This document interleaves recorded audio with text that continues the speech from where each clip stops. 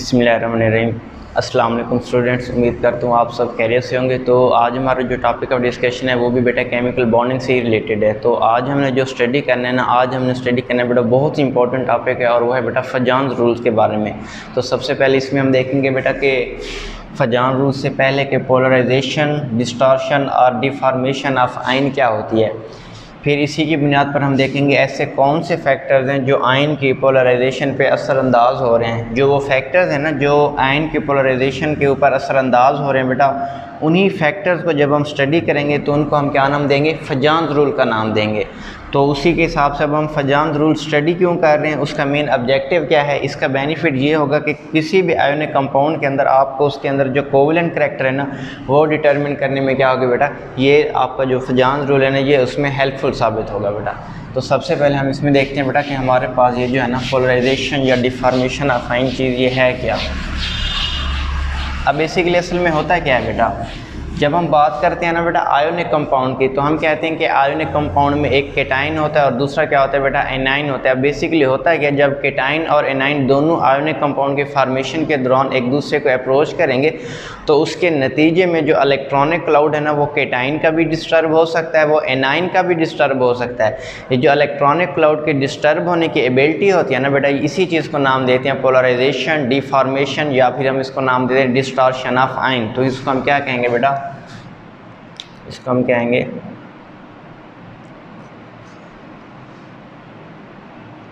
In the formation of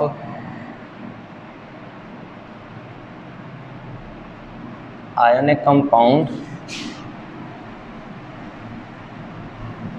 when a cation approaches an anion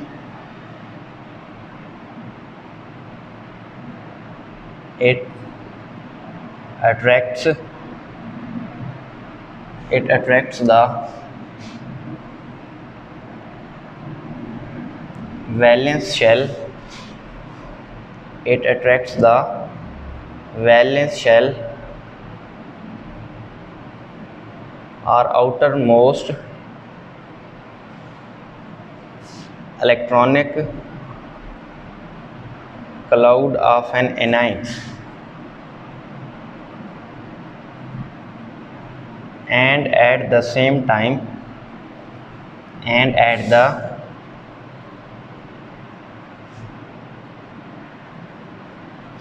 time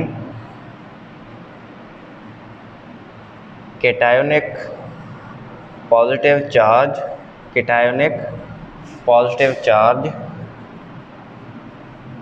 repels the nucleus or इस पे फिर हम कहेंगे बेटा nuclear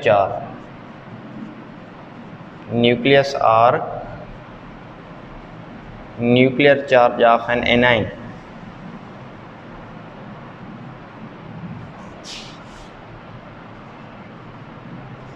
So due to these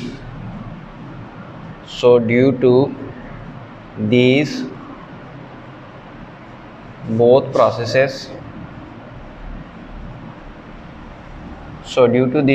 processes, anion electronic cloud becomes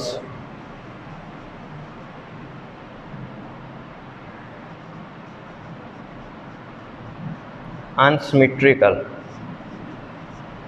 ठीक है ना बेटा, इसी को हमने नाम क्या देना है बेटा,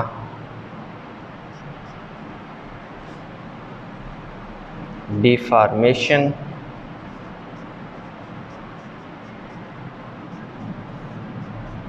या इसको बेटा हम क्या नाम देंगे, डिस्टॉर्शन, या इसी को बेटा आप नाम दोगे polarisation.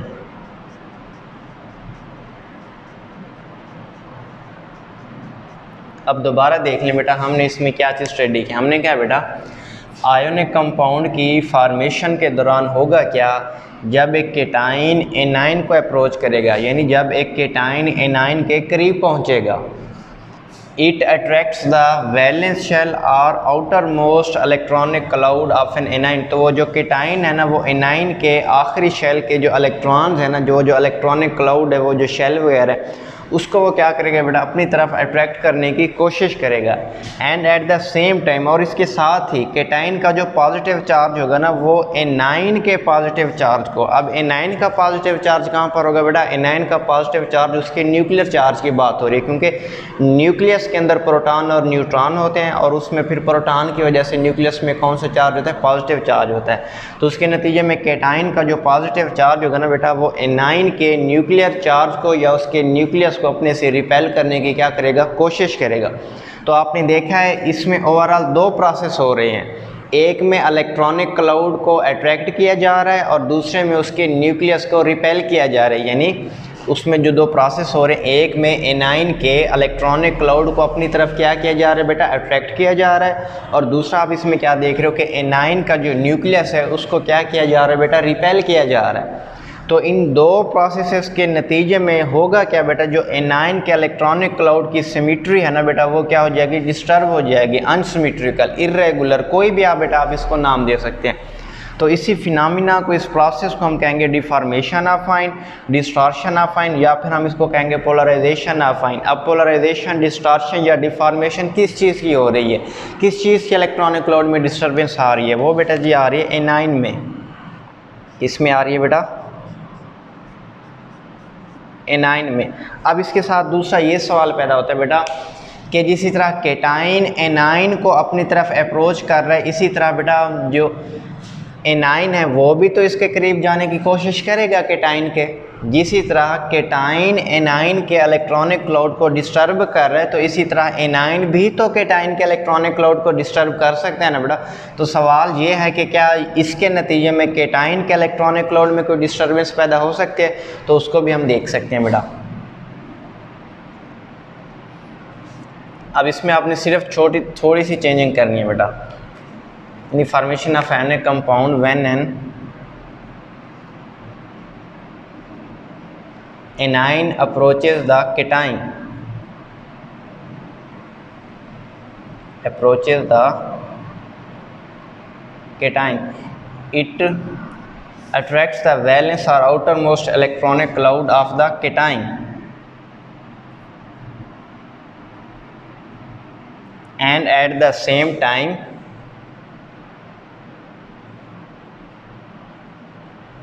anionic,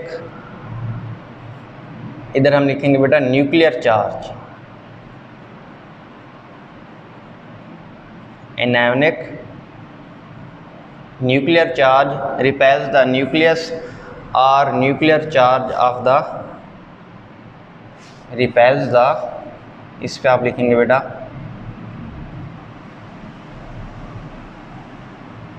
positive charge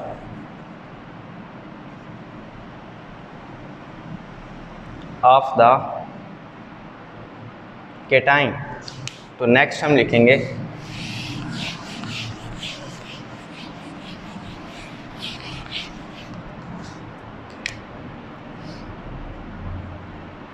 but due to small size of the cation, but due to small size of the cation as compared to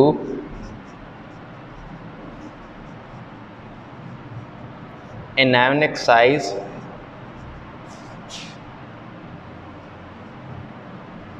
it is not possible for an anion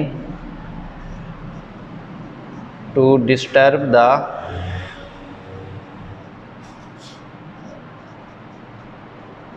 cation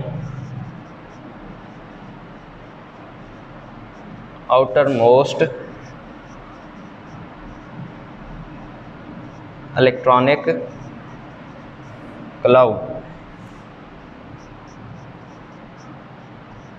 That's why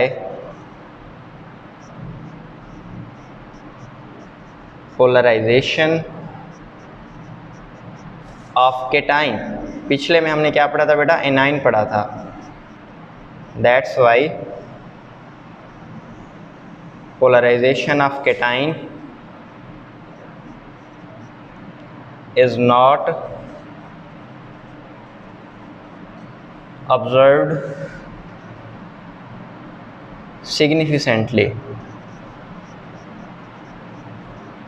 अब इसको भी देख लेते हैं बेटा क्या कहना चाह रहा है. जिस तरह अभी मैंने आपको इससे पिछले उसमें समझाया था बेटा कि polarisation of anion, polarisation of anion मैंने आपको क्या समझाया था कि आयोनिक कंपाउंड की फार्मेशन के दौरान जब एक केटाइन एनाइन के करीब पहुंचेगा तो वो जो केटाइन होगा ना बेटा वो एनाइन के इलेक्ट्रॉनिक क्लाउड को क्या करेगा बेटा, अपनी तरफ अट्रैक्ट करेगा.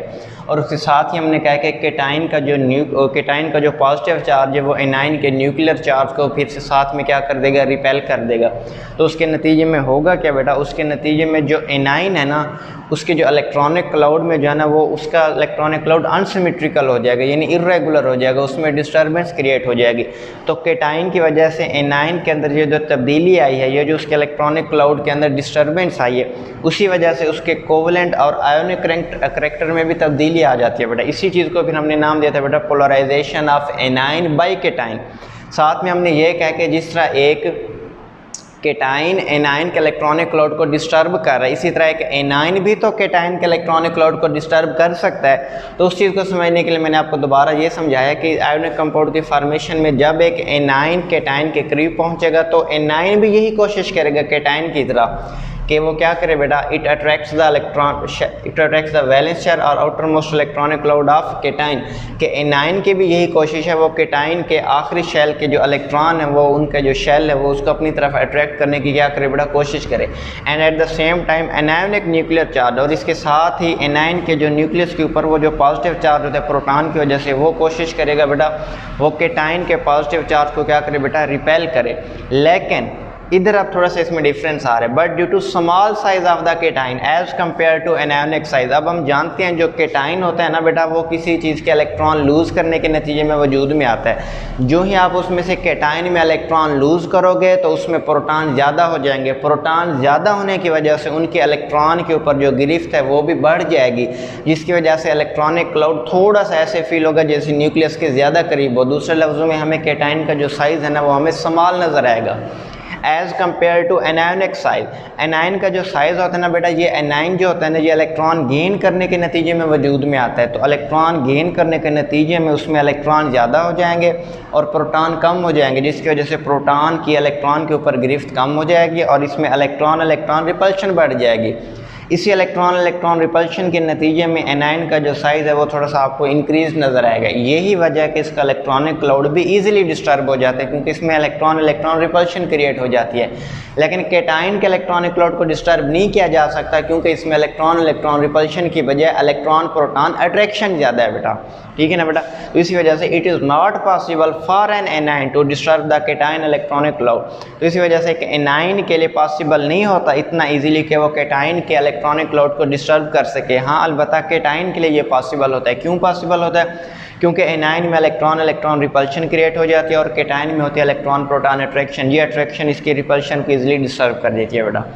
That's why polarisation of cation is not observe significantly. इसी वजह से पोलराइजेशन ऑफ केटाइन यानी केटाइन के जो इलेक्ट्रॉनिक क्लाउड की डिस्टर्बेंस है वो हम इसमें ऑब्जर्व नहीं करते. हम सिर्फ बेटा क्या ऑब्जर्व करते हैं? Polarisation of anion. हम सिर्फ एनाइन के पोलराइजेशन को बेटा ऑब्जर्व करते हैं. ठीक है बेटा. तो ये तो होपफुली आपको इसके बारे में तो आइडिया हो गया होगा. अब हम इसमें 3 डेफिनेशन लिखने जा रहे हैं बेटा. ये जो अभी हमने सारा ये जो स्टडी किया है ना 2 पैराग्राफ्स की शक्ल में, इसी से अब हमने क्या नतीजा निकाला है. अब इस पॉइंट को देखिएगा बेटा. इसमें मैं आपको बेटा 3 डेफिनेशन लिखवा रहा हूँ. The phenomenon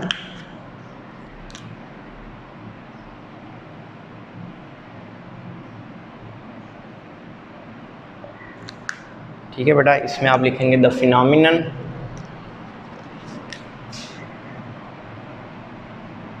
in which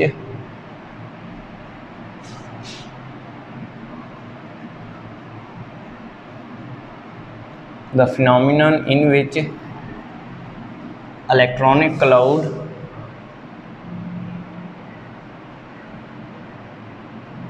of the anion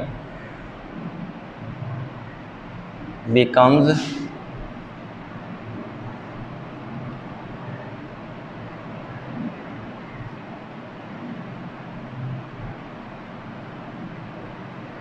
unsymmetrical, या इसको हम कह सकते हैं बेटा डी फॉर्म, डी शेप्ड भी कह सकते हैं बेटा, डी फॉर्म्ड भी कह सकते हैं, कोई भी नाम दे सकते हैं बेटा, कि ऐसा फिनोमिनन जिसमें एनायन का जो इलेक्ट्रॉनिक क्लाउड है वो अनसिमेट्रिकल हो जाता है, डी शेप्ड हो जाता है, डी फॉर्म्ड हो जाता है बाय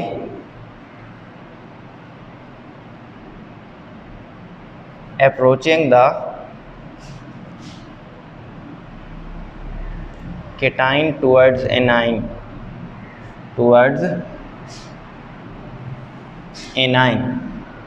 इसी को फिर बेटा हमने नाम क्या देना बेटा, पोलराइजेशन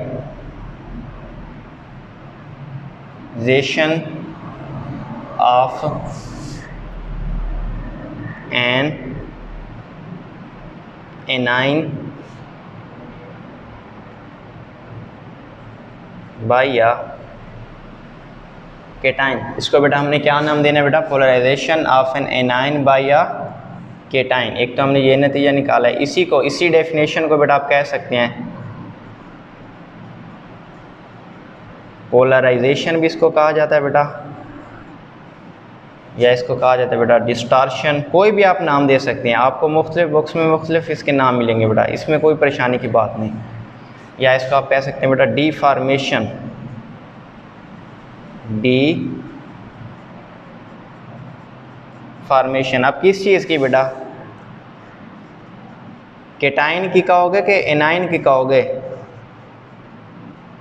आपने बेटा इसमें कहना है deformation of anion, deformation of cation कभी भी नहीं कहना, ठीक है ना बेटा, कि ये जिसमें जो डिस्टर्बेंस क्रिएट हो रही है, ये जो डिस्टॉर्शन आप कह सकते हैं, पोलराइजेशन कह सकते हैं, या इसको आप डिफॉर्मेशन कह सकते हैं बेटा, ये कि ये जो इलेक्ट्रॉनिक क्लाउड डिस्टर्ब हो रहा है वो एनाइन का होगा, वो केटाइन का नहीं होगा। केटाइन का क्यों नहीं होगा,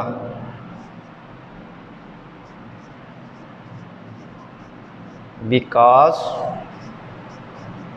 due to its small size polarisation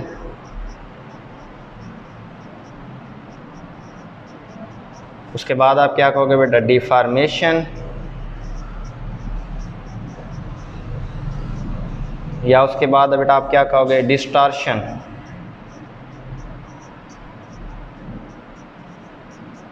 ठीक है ना बेटा, वो जो है ना केटाइन की वो पॉसिबल नहीं है, इज नॉट ऑब्जर्व। ठीक है ना बेटा, तो केटाइन की जो है ना बेटा पोलराइजेशन या डिफॉर्मेशन आप वो इसमें ऑब्जर्व नहीं करोगे। तो इससे एक बात तो तय है बेटा कि जब भी लफ्ज़ पोलराइजेशन आएगा, जब भी लफ्ज़ क्या आएगा बेटा पोलराइजेशन आएगा, आप कहोगे polarisation of a cation, sorry polarisation of a anion by a cation. क्या कहोगे बेटा आप इसमें, हमेशा polarisation of anion by cation ये पॉसिबल है, but polarisation of cation by an anion ये पॉसिबल नहीं है। ये याद रखिएगा बेटा, ये दो पॉइंट्स।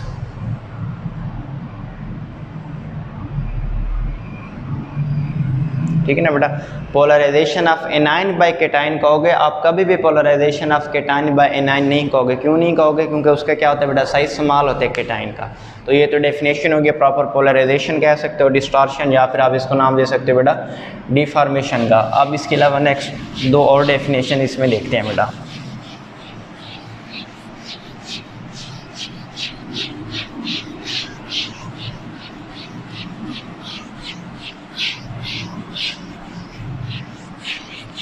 अब नेक्स्ट है बेटा, इसमें आप कहेंगे बेटा the ability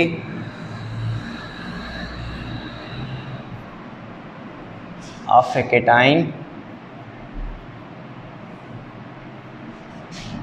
to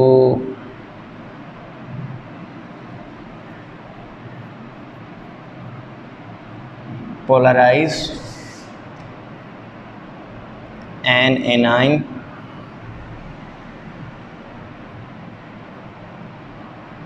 is called its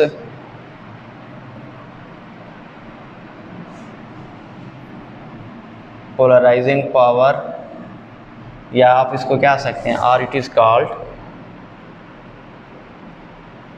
इनके 3-4 नाम होते हैं बेटा, पोलराइजिंग पावर, या इनका बेटा दूसरा नाम होगा बेटा पोलराइजेशन पावर। पोलराइजिंग भी कह सकते हो, पोलराइजेशन भी कह सकते हो। दूसरा इसका नाम क्या होगा बेटा, पोलराइजिंग पावर, पोलराइजेशन पावर, या इसको कहते हैं बेटा और पोलराइजिंग एबिलिटी और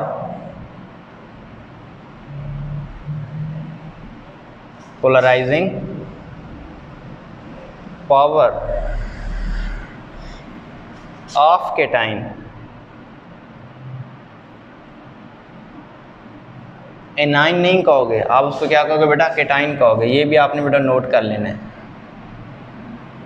ये जो मैंने इसमें लिखा है बेटा, पोलराइजिंग पावर, या इसको कहते हैं बेटा पोलराइजिंग एबिलिटी। दूसरा इसका क्या नाम है बेटा, पोलराइजेशन पावर, या इसको दूसरा फिर क्या नाम देंगे बेटा, पोलराइजेशन एबिलिटी। ठीक है ना बेटा, दोबारा सुन लें, हमने क्या बेटा, the ability of a cation to polarise an anion. अब आप इसमें ये नहीं कह सकते the ability of a anion to polarise a cation, कि एक एनाइन के अंदर केटाइन के इलेक्ट्रॉनिक क्लाउड को डिस्टर्ब करने की एबिलिटी, ये आप नहीं कह सकते। ये आप क्यों नहीं कह सकते, क्योंकि केटाइन का साइज स्मॉल होता है बेटा, हमेशा याद रखिएगा। The ability of a cation to polarise an anion is called its polarising power, और पोलराइजिंग पावर, पोलराइजिंग पावर और पोलराइजेशन पावर, और पोलराइजिंग एबिलिटी, और उसको फिर आप क्या कह सकते हैं बेटा, पोलराइजेशन एबिलिटी। ठीक है ना बेटा, पोलराइजिंग एबिलिटी, या इसको हम कहेंगे बेटा पोलराइजेशन एबिलिटी।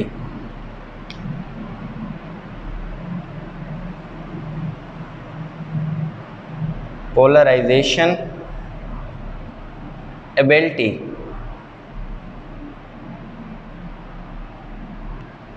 पोलराइजिंग पावर, या फिर ये बेटा पोलराइजेशन पावर। इसी तरह बेटा आप इसको क्या कहेंगे बेटा, पोलराइजिंग एबिलिटी, या फिर हम इसको कहेंगे पोलराइजेशन एबिलिटी। ये आप इसमें कोई भी इसमें टर्म आप इंट्रोड्यूस कर सकते हैं बेटा। ठीक है ना बेटा।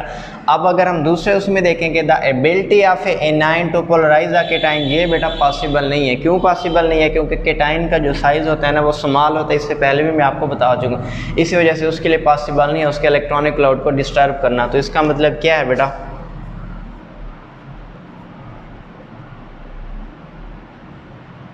जो पोलराइजिंग पावर होगी, या दूसरे लफ्ज़ों में बेटा जो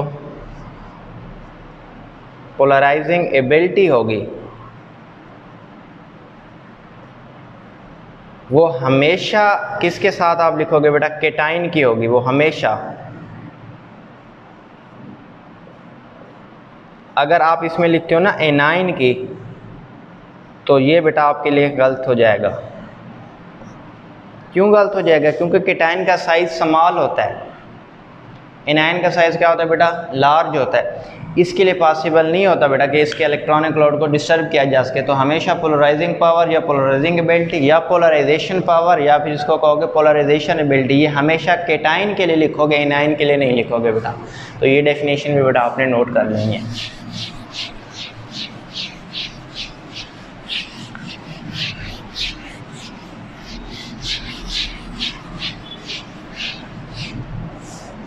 अब नेक्स्ट इसमें देखें बेटा, द टेंडेंसी। टेंडेंसी का मतलब है बेटा सलाहियत।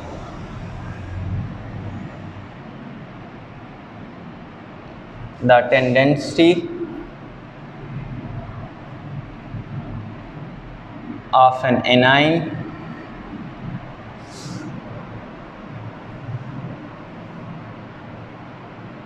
to become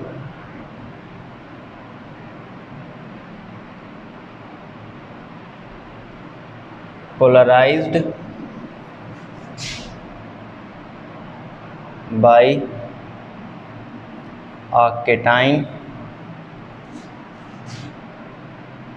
is called polarizability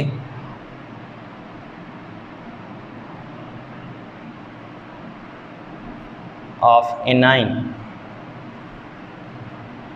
इस डेफिनेशन को भी देख लें बेटा। हमने क्या कहा बेटा, the tendency of an anion to become polarise, या आप इसको क्या कह सकते हैं बेटा, to get polarised by a cation. किसी भी एनाइन के अंदर केटाइन की वजह से जो उसके अंदर जो उसके इलेक्ट्रॉनिक क्लाउड के डिस्टर्ब होने की जो एबिलिटी है, या उसके जो पोलराइज होने की जो एबिलिटी है, उसको कहते हैं बेटा पोलराइजेबिलिटी ऑफ एनाइन। उसको क्या कहते हैं बेटा, पोलराइजेबिलिटी ऑफ एनाइन। अब हम पोलराइजेबिलिटी ऑफ केटाइन क्यों नहीं कह सकते, due to small size of cation, इसी वजह से उसमें यह चीज़ पॉसिबल नहीं होती। तो इसके नतीजे में अभी हमने क्या सीखा है बेटा, हमने ये सीखा है बेटा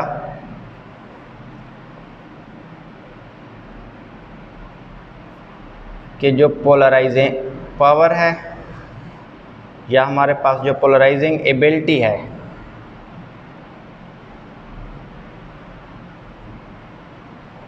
वो हमेशा किस चीज़ के लिए होगी बेटा, वो हमेशा होगी आपके पास केटाइन के लिए। वो हमेशा किस चीज़ के लिए होगी बेटा, केटाइन के लिए। उसके बाद हमने क्या सीखा बेटा, कि जो पोलराइजेशन होगी,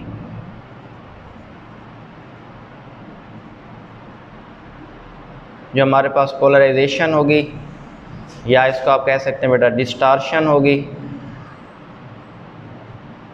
या फिर हम इसको क्या कह सकते हैं बेटा, डिफॉर्मेशन होगी, वो हमेशा एनाइन की होगी। वो हमेशा किसकी होगी बेटा, एनाइन की होगी। इसके अलावा जो पोलराइजेबिलिटी है,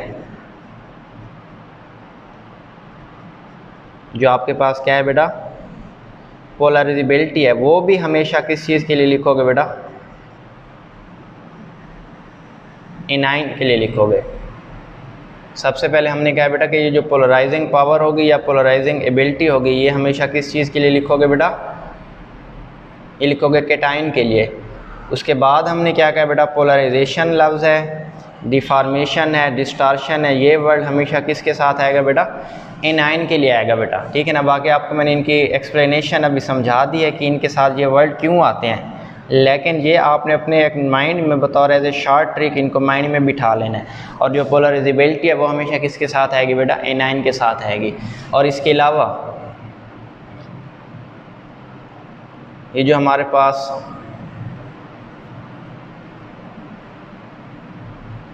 पोलराइजिंग पावर है बेटा, इसको P.P से भी शो करते हैं। It is directly proportional to covalent character. It is directly proportional to, कि ये जो पोलराइजिंग पावर है या ये जो पोलराइजिंग एबिलिटी होती है, किस चीज़ की होती है बेटा, केटाइन की होती है। वो किसके डायरेक्टली प्रोपोर्शनल है बेटा, कोवेलेंट करैक्टर के। किसी भी आयोनिक कंपाउंड के अंदर, केटाइन के अंदर, जितने उसके अंदर पोलराइजिंग पावर ज़्यादा होगी उतना उसमें कोवेलेंट करैक्टर भी क्या होगा बेटा, ज़्यादा होगा। नेक्स्ट आप बेटा आप इसमें क्या लिखेंगे बेटा,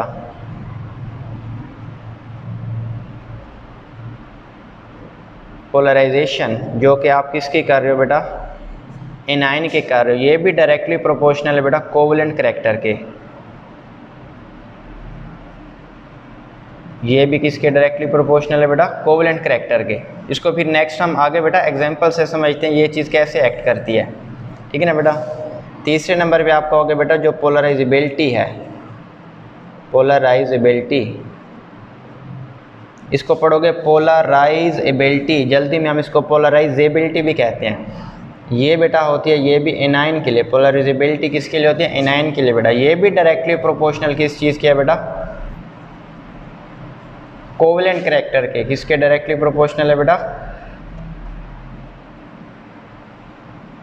कोवेलेंट करैक्टर के। अभी हमने कुछ देर पहले कहा था ना कि ये जो हम सारा ये जो हम प्रोसेस पढ़ रहे हैं, ये हम पढ़ क्यों रहे हैं, ये हम पढ़ रहे हैं किसी भी आयोनिक कंपाउंड के अंदर कोवेलेंट करैक्टर को डिटरमिन करने के लिए। तो ये पॉइंट्स भी मेन आप बेटा नोट कर लीजिएगा, इससे भी आपको आइडिया हो जाएगा कि ये जो हम सारा कुछ स्टडी कर रहे हैं ये किसको रिप्रेजेंट कर रहे हैं। आगे हम इसकी फिर एग्जाम्पल देखते हैं बेटा, उसको जब हम फैक्टर्स को देखेंगे उसी को हम फिर बेटा फजान रूल का नाम देंगे। ठीक है बेटा, तो होपफुली ये भी आपको टर्मिनोलॉजी समझ आ गई होंगी। आगे नहीं टर्म्स का ही सिर्फ हमने यूज़ करना है, या तो हम यूज़ करेंगे बेटा पोलराइजिंग पावर का, या फिर हम यूज़ करेंगे बेटा पोलराइजेबिलिटी का। पोलराइजिंग पावर किसके साथ आती है, केटाइन के साथ, और पोलराइजेबिलिटी किसके साथ आती है बेटा, एनाइन के साथ आती है। अब इसमें हम कहेंगे बेटा, इसमें हम हेडिंग देंगे बेटा फैक्टर्स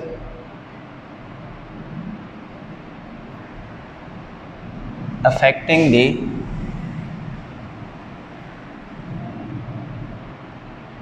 magnitude of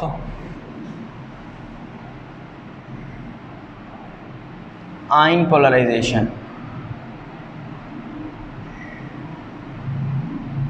कि आयन पोलराइजेशन जो है, आयन पोलराइजेशन बेसिकली तो एनाइन पोलराइजेशन, उसके ऊपर कौन से फैक्टर हैं जो इफेक्ट कर रहे हैं बेटा, तो उसी को बेटा हम कहेंगे बेटा फजान्स रूल। क्या नाम देंगे बेटा जी,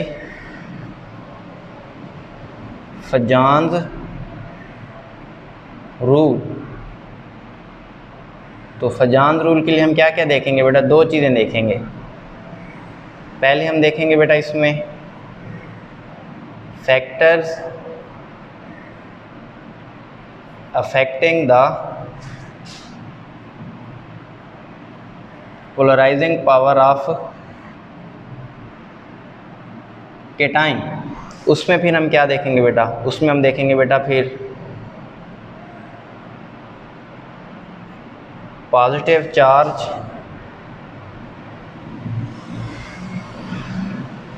एंड साइज ऑफ केटाइन। दूसरे नंबर पे हम इसमें देखेंगे बेटा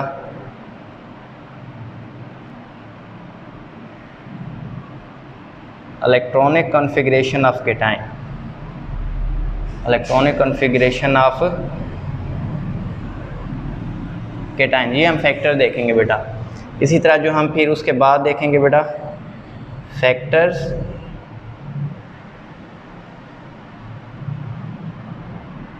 affecting the polarisability of A9,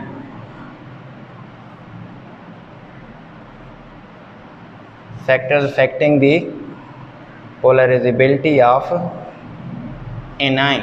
इसमें भी फिर हम क्या देखेंगे बेटा, इसमें भी हम देखेंगे अब नेगेटिव चार्ज ऑन एनाइन। क्या देखेंगे बेटा हम इसमें, नेगेटिव चार्ज ऑन एनाइन। दूसरे नंबर पे हम इसमें क्या देखेंगे बेटा,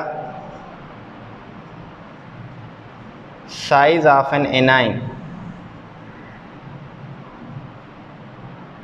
ठीक है ना बेटा, दोबारा सुन लें। हमने क्या बेटा, अब नेक्स्ट हमने देखना बेटा factors affecting the magnitude of ion polarisation, ion deformation, या इसको फिर आप क्या नाम दोगे बेटा, आयन डिस्टॉर्शन। कोई भी नाम दे दो, आयन पोलराइजेशन कह दो, आयन डिस्टॉर्शन कह दो, नाम कोई भी दे सकते हो बेटा, या आप इसको आप आयन डिफॉर्मेशन भी कह सकते हो। उसका भी हम इसके बाद डायग्राम से भी देखते हैं ये किस तरह होती है आयन डिफॉर्मेशन या आयन डिस्टॉर्शन।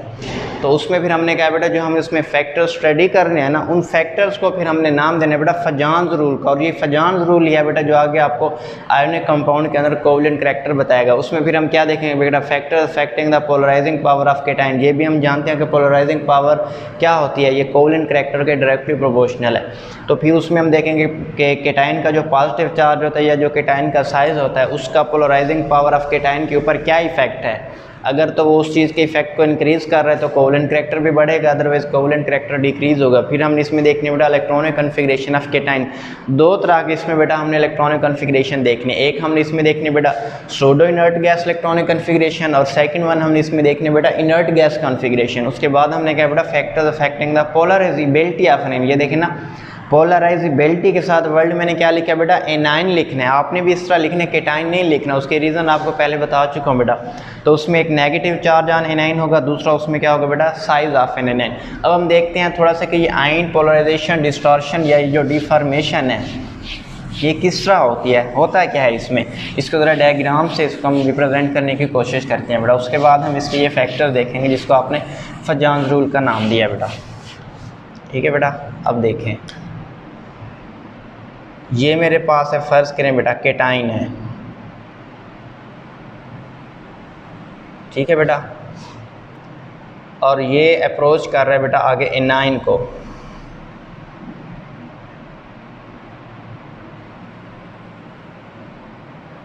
ठीक है बेटा। हमने क्या किया बेटा, ये ए हमारे पास केटाइन है और बी हमारे पास है एनाइन, ये दोनों एक दूसरे को क्या कर रहे हैं बेटा अप्रोच कर रहे हैं, ठीक है ना बेटा। अब ये दोनों जब एक दूसरे के करीब आएंगे तो दोनों एक दूसरे के इलेक्ट्रॉनिक क्लाउड को डिस्टर्ब करने की कोशिश करेंगे। ये जो केटाइन है ना ये एनाइन के इलेक्ट्रॉनिक क्लाउड को डिस्टर्ब करने की कोशिश करेगा और एनाइन केटाइन के इलेक्ट्रॉनिक क्लाउड को डिस्टर्ब करने की कोशिश करेगा, लेकिन केटाइन का साइज़ स्मॉल है, एनाइन का साइज़ क्या है बेटा लार्ज है। स्मॉल साइज़ की वजह से एनाइन के अंदर इतनी एबिलिटी नहीं होगी कि वो केटाइन के इलेक्ट्रॉनिक क्लाउड को डिस्टर्ब कर सके, लेकिन इसके अंदर लार्ज साइज़ की वजह से इलेक्ट्रॉन रिपल्शन के चांसेस बढ़ गए हैं, जिसकी वजह से इसके इलेक्ट्रॉनिक क्लाउड के अंदर डिस्टर्ब होने के चांसेस भी बढ़ गए। इसी वजह से ये जो केटाइन है ये ईजिली एनाइन के इलेक्ट्रॉनिक क्लाउड को क्या कर देगा बेटा डिस्टर्ब कर देगा। अब नेक्स्ट इसमें देखें क्या होगा बेटा,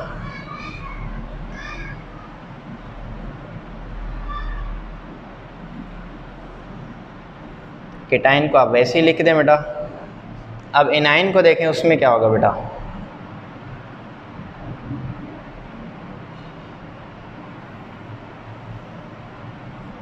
ठीक है ना बेटा।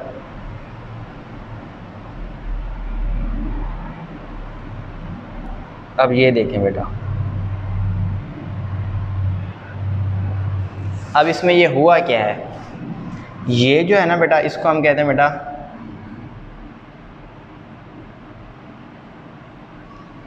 Unsymmetrical electronic cloud of an anion after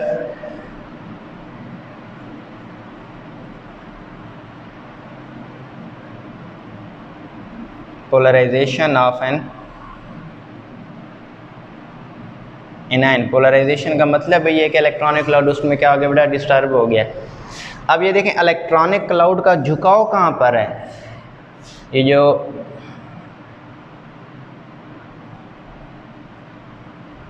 A9 का बेटा जो इलेक्ट्रॉनिक क्लाउड था ना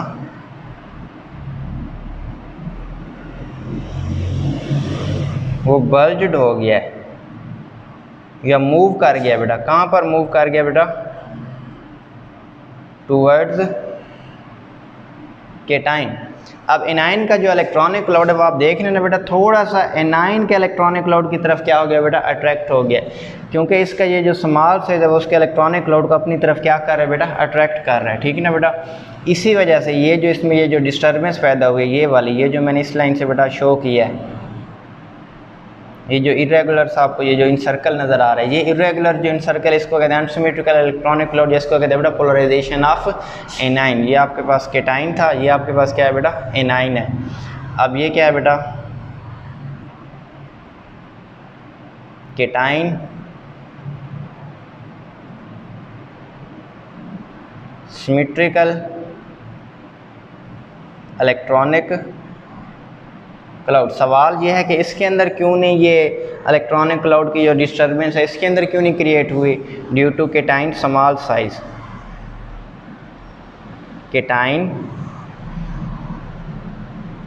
केटाइन के स्मॉल साइज़ की वजह से इसके इलेक्ट्रॉनिक क्लाउड में डिस्टर्बेंस नहीं पैदा हुई। ठीक है ना बेटा। तो होपफुली ये भी आपको समझ आ गया होगा कि कैसे पोलराइजेशन ऑफ एनाइन होती है केटाइन के अप्रोच करने के नतीजे में बेटा। अब हम इसमें आ रहे हैं बेटा फैक्टर्स की तरफ।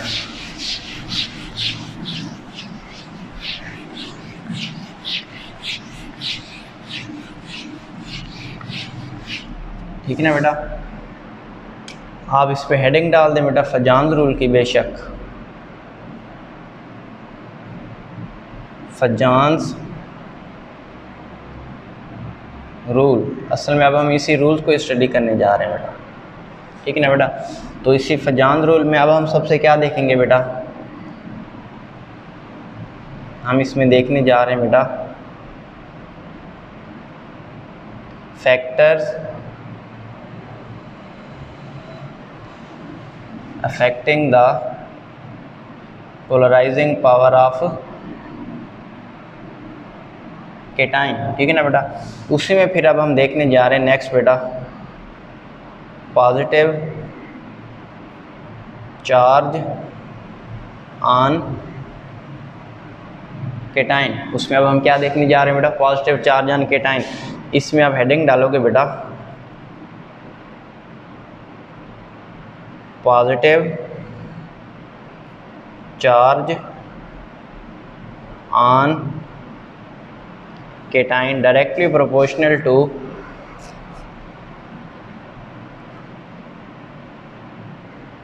Polarising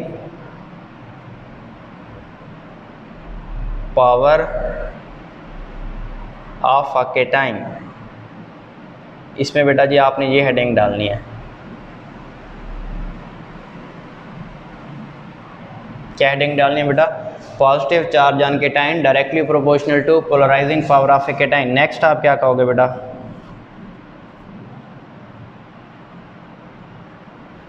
polarising power of a cation is directly proportional to covalent character. It is directly proportional to covalent character. ये भी बेटा आपने इसमें नोट कर लेना है कि जो केटाइन के अंदर उसके अंदर ये जो पोलराइजिंग पावर है ना, ये जितना ज़्यादा होगी उतना उसमें कोवलेंट करेक्टर भी क्या होगा बेटा, ज़्यादा होगा। उसके अब रीज़न क्या है बेटा, अब हम आ जाते हैं बेटा रीज़न में। अब देखें बेटा जितना पॉजिटिव चार्ज हाई होगा, high positive charge on cation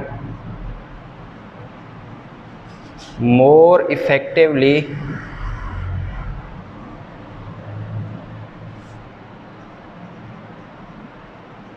cation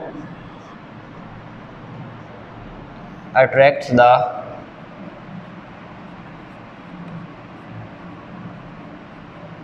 electronic cloud of anion, electronic cloud of an anion। इसमें हमने क्या कहा है बेटा, हमने ये कहा है कि जितना केटाइन के ऊपर पॉजिटिव चार्ज ज़्यादा होगा उतना उसके लिए एनाइन के इलेक्ट्रॉनिक क्लाउड को डिस्टर्ब करना या अट्रैक्ट करना क्या हो जाएगा बेटा, इजी हो जाएगा। नेक्स्ट हम कहेंगे सो it becomes easy for a cation to polarize an anion, to polarize an anion। तो इसी वजह से उसके लिए इजी हो जाएगा एनायन को पोलराइज करना। अब हम इसकी ज़रा एग्जांपल्स देख लेते हैं बेटा।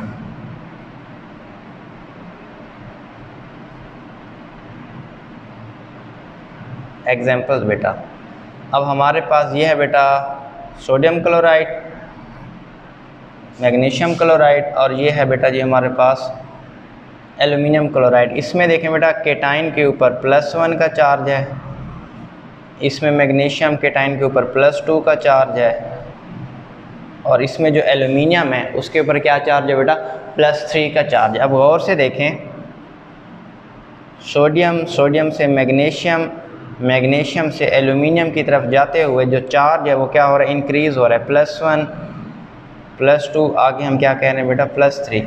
तो हम कह सकते हैं इसमें बेटा from left to right as from sodium to magnesium, magnesium to aluminium, the positive charge goes on increasing, +1, उसके आगे वो +2 हो रहा था, उसके आगे क्या हो रहा है बेटा, +3। ठीक है ना बेटा, कि जब हम फ्रॉम लेफ़्ट टू राइट, ये देखें हम लेफ़्ट टू राइट मूव कर रहे हैं, from left to right as from sodium to aluminium, the positive charge on increasing +1 +2 +3, so polarising power also goes on increasing from +1 to +2 +2 to +3। और ये जो polarising power होती है ना बेटा केटाइन की, पोलराइजिंग पावर किसकी होती है बेटा, केटाइन की, ये डायरेक्टली प्रोपोर्शनल होती है बेटा कोवेलेंट करैक्टर के। ये किसके डायरेक्टली प्रोपोर्शनल है बेटा, कोवेलेंट करैक्टर के। तो इसी वजह से हमारे पास ये जो सोडियम क्लोराइड है ये आयोनिक होगा, और जो एल्यूमिनियम क्लोराइड है बेटा ये आपके पास क्या होगा बेटा, कोवेलेंट होगा। क्या होगा बेटा, कोवेलेंट होगा। होपफुली ये भी आपको समझ आ गया होगा। यानी हमारे पास जो सोडियम क्लोराइड है बेटा इसमें आयोनिक के चांसेस ज़्यादा और कोवेलेंट के चांसेस कम। अब इसके बरक्स जब हम बात करेंगे ना एल्यूमिनियम क्लोराइड की बेटा, इसमें आयोनिक के चांसेस कम और कोवेलेंट के चांसेस क्या होंगे बेटा, ज़्यादा होंगे। क्यों ज़्यादा होंगे, क्योंकि यहाँ पर जो Na है ना बेटा उसके ऊपर +1 चार्ज है और एल्यूमिनियम के ऊपर कौन सा चार्ज है बेटा, +3। तो जितना पॉजिटिव चार्ज बढ़ता जाएगा केटाइन का उतना उसके अंदर पोलराइजिंग पावर बढ़ती जाएगी, जितना उसके अंदर पोलराइजिंग पावर बढ़ती जाएगी उतना उस केटाइन के लिए एनाइन के इलेक्ट्रॉनिक क्लाउड को डिस्टर्ब करना इजी हो जाएगा, जितना उसके लिए इलेक्ट्रॉनिक क्लाउड को डिस्टर्ब करना इजी हो जाएगा उतना उसके लिए उस चीज़ के अंदर कोवेलेंट करैक्टर को इंक्रीज़ करना भी ईजी हो जाएगा। यानी सोडियम क्लोराइड से जब हम एल्यूमिनियम क्लोराइड की तरफ मूव कर रहे थे तो प्लस का जो चार्ज है केटाइन के ऊपर वो +1 +2 से +3 हो रहा था। यानी लेफ़्ट राइट मूव करते हुए केटाइन के पॉजिटिव चार्ज में क्या हो रहा था, इजाफा। और हम जानते हैं कि पॉजिटिव चार्ज केटाइन के ऊपर जितना ज़्यादा होगा उतना उसके अंदर पोलराइजिंग पावर ज़्यादा होगी, जितना पोलराइजिंग पावर ज़्यादा होगी उतना उसमें कोवेलेंट करैक्टर ज़्यादा होगा। फिर हमने रीज़न क्या देखे बेटा, रीज़न हमने देखे कि हाई पॉजिटिव चार्ज जो केटाइन के ऊपर होता है मोर इफेक्टिवली केटाइन के इलेक्ट्रॉनिक क्लाउड को अपनी तरफ अट्रैक्ट करने की कोशिश करता है बेटा। So it becomes easy for a cation to polarise an anion. तो केटाइन के लिए किसी एनाइन के इलेक्ट्रॉनिक क्लाउड को डिस्टर्ब करना ईजी हो जाता है। पोलराइज का मतलब इलेक्ट्रॉनिक क्लाउड का डिस्टर्ब होना। तो फिर सोडियम से एल्यूमिनियम की तरफ जाते हुए हम देख रहे हैं कि पॉजिटिव चार्ज में इजाफा हो रहा है, वो +1 से +3 जा रहा है। तो इसी वजह से केटाइन के अंदर पोलराइजिंग पावर में भी इजाफा हो रहा है और इसी वजह से उसके अंदर लेफ्ट राइट मूव करते हुए कोवेलेंट करैक्टर में भी क्या हो रहा है बेटा, इजाफा हो रहा है बेटा। ठीक है ना बेटा। अब हम मज़ीद इसके एग्जांपल भी देख लेते हैं, एक दूसरे एग्जांपल भी इसमें देख लेते हैं, SnCl to SnCl4, और साथ में हम इसको ज़रा इसके हम मेल्टिंग पॉइंट भी देख लेते हैं, उसकी बेस पे भी आपको आइडिया हो जाएगा बेटा।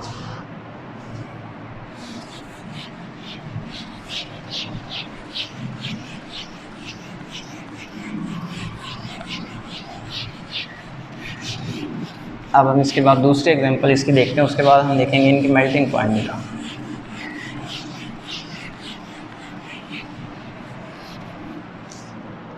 अब देखें बेटा दूसरी एग्जांपल इसमें, ये हमारे पास है बेटा SnCl2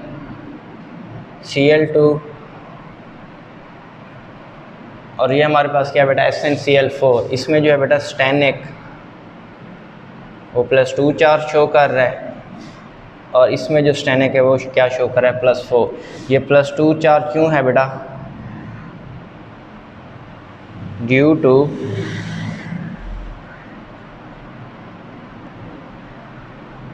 इनर्ट पेयर इफेक्ट। अब इनर्ट पेयर इफेक्ट क्या होता है ये मैं आपको पिछले वीडियो लेक्चर में डिटेल से समझा चुका हूँ बेटा, ठीक है ना बेटा। तो इसके अंदर ये जो Sn+2 है ना वो अपना +2 चार्ज किसकी वजह से शो कर रहा है, due to inert pair effect. और इसके अंदर ये जो +4 ऑक्सीडेशन स्टेट है बेटा वो उसके अंदर है ग्रुप नंबर ऑक्सीडेशन स्टेट। ये भी मैं आपको पिछले इनर्ट पेयर इफेक्ट में समझा चुका हूँ बेटा, ठीक है ना बेटा। अब इसमें देखें आप गौर से बेटा, Sn के ऊपर +2 चार्ज है और इसमें है +4, मतलब SnCl2 के अंदर Sn के ऊपर चार्ज +2 है और SnCl4 के अंदर बेटा Sn के ऊपर चार्ज क्या है बेटा, +4। तो हम देख रहे हैं बेटा कि लेफ़्ट टू राइट मूव करते हुए चार्ज +2 से क्या हो रहा है बेटा, +4। तो इसी वजह से from Sn+2 to Sn+4 positive charge on cation goes on increasing. Positive charge cation के ऊपर क्या हो रहा है बेटा, इंक्रीज हो रहा है।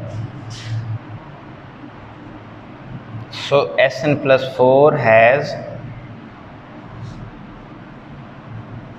more polarizing power। Sn+4 has more polarizing power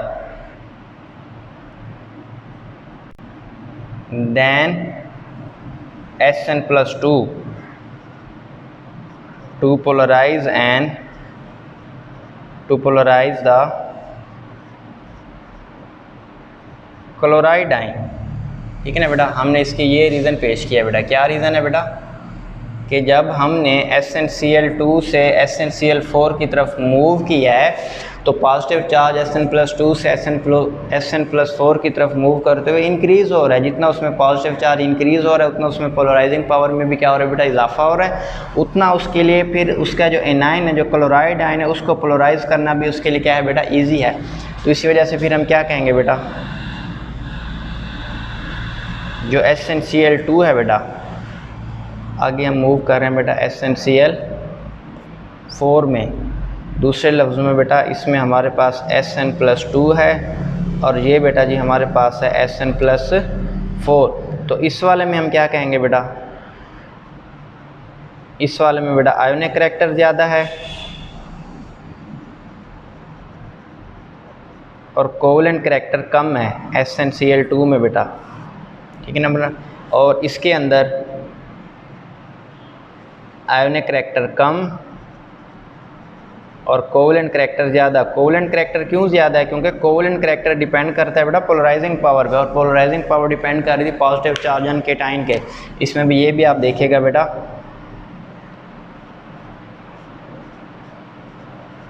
जो अपर हेड एरो है हमारे पास, क्या है बेटा हमारे पास जो अपर हेड एरो है वो किसी भी चीज़ के, ये ऐसे जो लिखा होता है वो किसी भी चीज़ के इंक्रीज़ होने को रिप्रेजेंट करता है बेटा।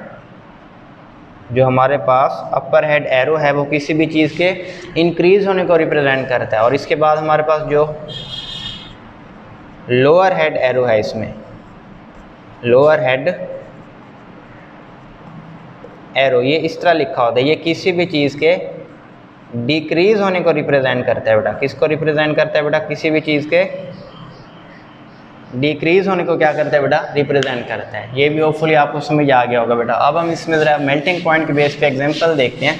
वो जो पिछले हमने सोडियम क्लोराइड, मैग्नीशियम क्लोराइड और एल्यूमिनियम क्लोराइड को देखा था कि क्या वो प्रैक्टिकल भी ऐसे उसके अंदर कोवलेंट करैक्टर मिरर करने को मिला है हमें, उसके नहीं मिला उसमें एल्यूमिनियम क्लोराइड के अंदर, ठीक है ना बेटा। वो भी अब आपको क्लियर हो जाएगा बेटा। तो उसका ज़रा मेल्टिंग पॉइंट देख लेते हैं बेटा।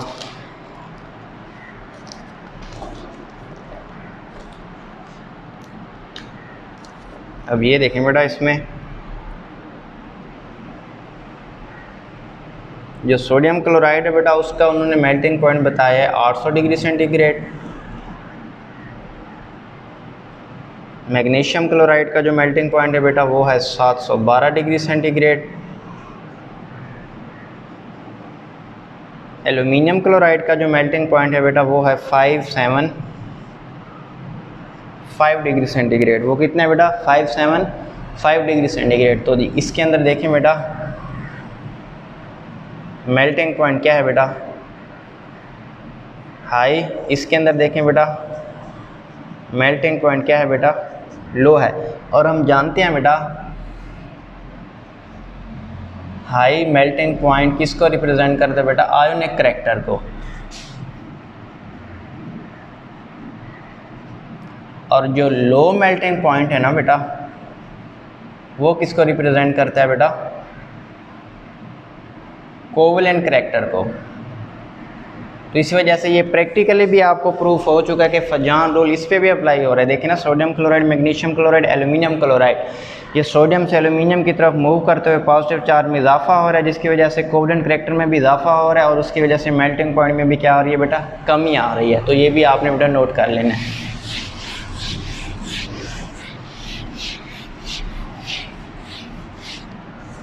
अब उसके बाद नेक्स्ट आ जाते हैं बेटा साइज ऑफ केटाइन।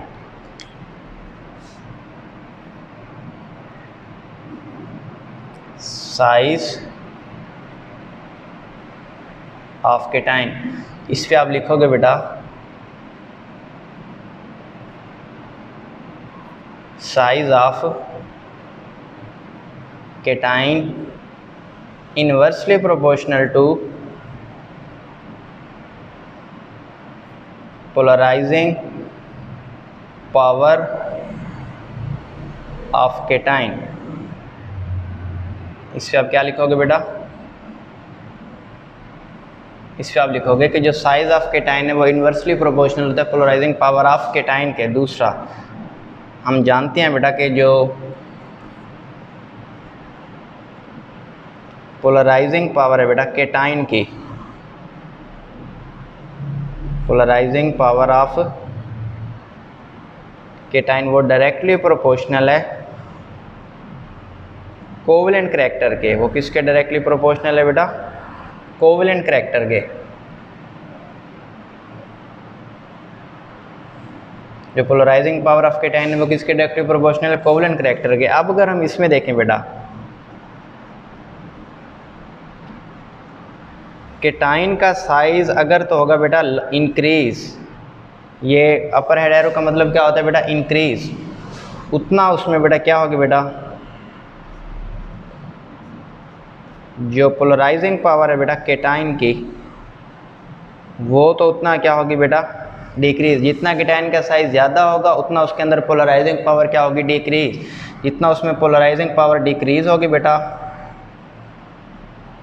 उतना उसमें जो कोवेलेंट करैक्टर है वो भी क्या होगा बेटा? डिक्रीज होगा। तो ये भी आपने नोट कर लेना है बेटा। उतना उसमें कोवेलेंट करैक्टर क्या होगा बेटा? डिक्रीज। अगर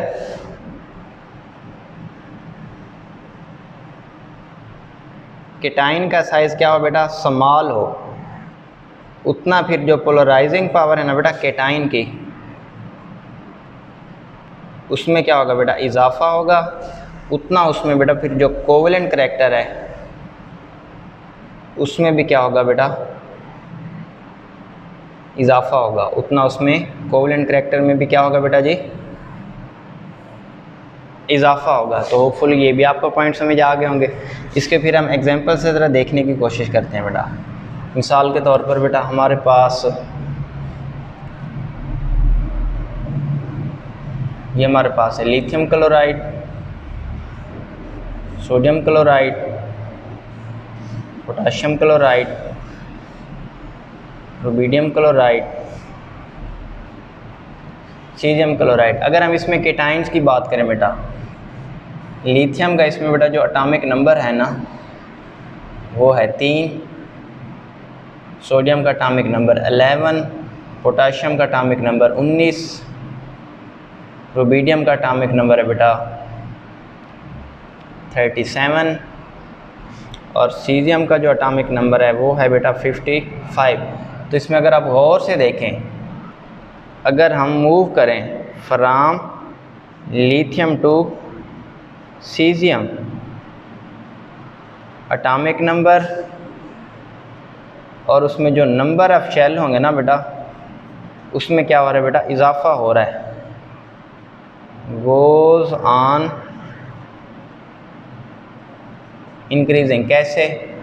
के शेल में 2, एल शेल में 1, के शेल में 2, एल शेल में 8, एम शेल में 1, के शेल में 2, एल शेल में 8, एम शेल में 8 और एन शेल में क्या होगा बेटा, 1 इलेक्ट्रॉन। तो इसमें आपको नज़र आ रहा होगा बेटा कि जो हम लिथियम से नीचे आ रहे हैं ना, कहाँ पर आ रहे हैं, सीरियम तक, तो उसके एटम का जो साइज़ है, जो केटाइन का, उसमें क्या हो रहा है बेटा, इजाफा हो रहा है, क्योंकि एटॉमिक नंबर के साथ साथ उसमें नंबर ऑफ शेल में भी क्या हो रहा है बेटा, इजाफा हो रहा है। तो जितना उसके हालांकि ये हैं सब सेम ही, चार्ज इनके ऊपर सेम है, लिथियम के ऊपर भी प्लस चार्ज है, सोडियम भी प्लस है, पोटाशियम भी प्लस, रुबीडियम भी प्लस है और सीजियम भी प्लस। चार्ज सब के ऊपर क्या है बेटा, सेम है, लेकिन साइज़ में क्या हो रहा है बेटा, इजाफा। यानी चार्ज जो है ना बेटा +1, वो इन सब के ऊपर सेम है, लेकिन जो साइज़ है बेटा उसमें क्या हो रहा है, इजाफा। जितना साइज़ में इजाफा होगा उतना बेटा पोलराइजिंग पावर जो केटाइन की होगी वो क्या होगी बेटा, कम होगी। जितना साइज़ में क्या होगा बेटा, इजाफा होगा, उतना पोलराइजिंग पावर केटाइन की क्या होगी बेटा, कम होगी। जितना पोलराइजिंग पावर केटाइन की कम होगी ना, कोवेलेंट करैक्टर भी क्या होगा बेटा, कम होगा। ठीक है ना बेटा, ये भी आपने नोट कर लेना है बेटा।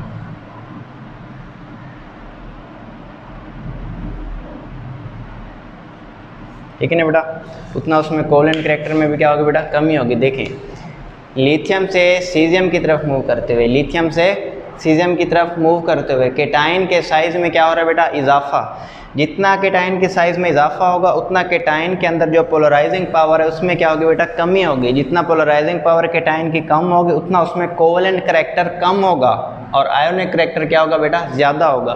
तो हमने कहा कि केटाइन का साइज़, फ़र्ज़ करें अगर केटाइन का साइज़ क्या होता है बेटा, इंक्रीज़ होता है, तो केटाइन का साइज़ जितना ज़्यादा होगा उतना पोलराइजिंग पावर कम, उतना केटायनिक करैक्टर भी कम। अगर केटायनिक का साइज़ स्मॉल होता है तो उतना उसके अंदर पोलराइजिंग पावर केटाइन के अंदर क्या होगी बेटा, ज़्यादा होगी, उतना उसमें कोवेलेंट करैक्टर भी क्या होगा बेटा, ज़्यादा होगा। उतना उसमें कोवेलेंट करैक्टर भी क्या होगा बेटा, ज़्यादा होगा। ठीक है ना बेटा। फिर हमने ये देखा बेटा कि लिथियम से सीजियम की तरफ मूव करते हुए, लिथियम से सीजियम की तरफ मूव करते हुए केटाइन के साइज़ में क्या हो रहा है बेटा, इजाफा हो रहा है। केटाइन के साइज़ में क्या हो रहा है बेटा, इजाफा हो रहा है। तो जितना केटाइन के साइज़ में इजाफा होगा उतना उसके अंदर पोलराइजिंग पावर क्या होगी बेटा, कम होगी, उतना उसके अंदर कोवेलेंट करैक्टर भी क्या होगा बेटा, कम होगा। ये इसकी मिसाल होगी। इसके अलावा कोई और दूसरी एग्जांपल देख लेते हैं। तो इसमें हम ये कह सकते हैं, जो हमारे पास लिथियम क्लोराइड है बेटा, इसके अगर हम आयोनिक करैक्टर की बात करें और दूसरा हम इसमें कौन सा करैक्टर बात करेंगे बेटा, कोवेलेंट। स्मॉल साइज़ है ना बेटा, लिथियम का साइज़ जितना क्या होगा बेटा, स्मॉल होगा, उतना उसके अंदर पोलराइजिंग पावर ज़्यादा होगी। जितना पोलराइजिंग पावर ज़्यादा होगी उतना उसके अंदर कोवेलेंट करैक्टर ज़्यादा होगा। तो इसका मतलब इसमें आयोनिक होने के चांसेस कम और कोवेलेंट होने के चांसेस ज़्यादा हैं बेटा। अगर हम बात करें सीजियम क्लोराइड में इसकी, तो इसमें देखिए बेटा केटाइन का साइज़ जो है ना,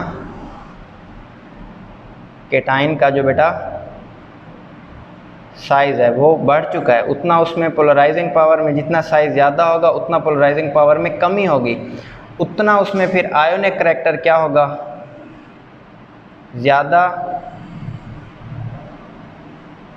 और कोवेलेंट करैक्टर में क्या होगी बेटा, कमी होगी। ठीक है ना बेटा। इसके अलावा ग्रुप 2A के एलिमेंट्स भी देख लेते हैं, फिर साथ में हम उनका मेल्टिंग पॉइंट देखेंगे। उसके नतीजे में आपको ये बात वाज़ेह हो जाएगी कि जितना केटाइन का साइज़ इंक्रीज़ होता जा रहा है उतना उसके अंदर कोवेलेंट करैक्टर में कमी आती जा रही है और उतना उसमें आयोनिक करैक्टर में इजाफा होता जा रहा है।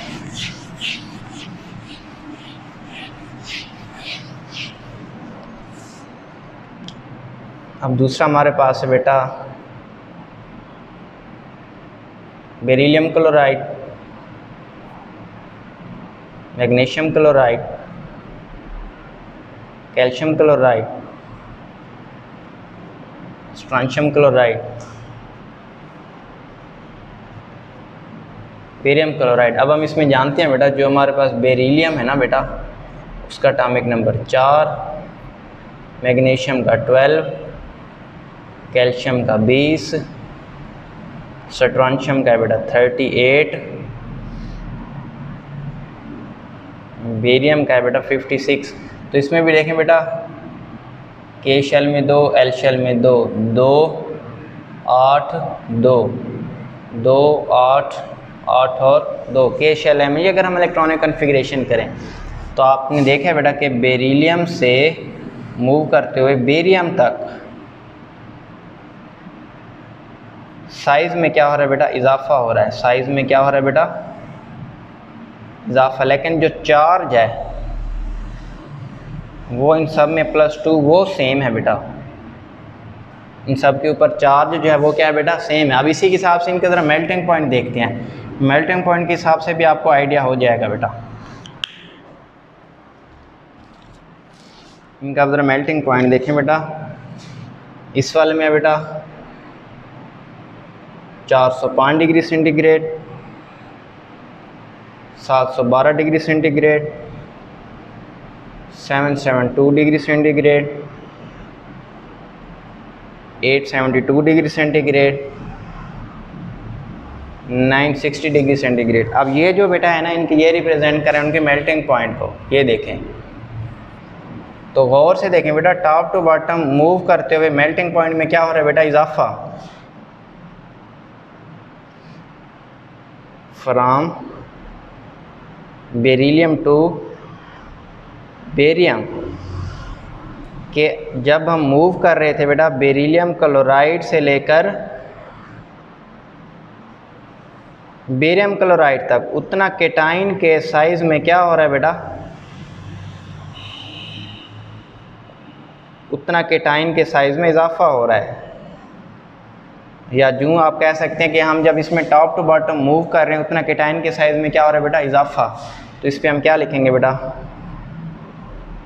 जितना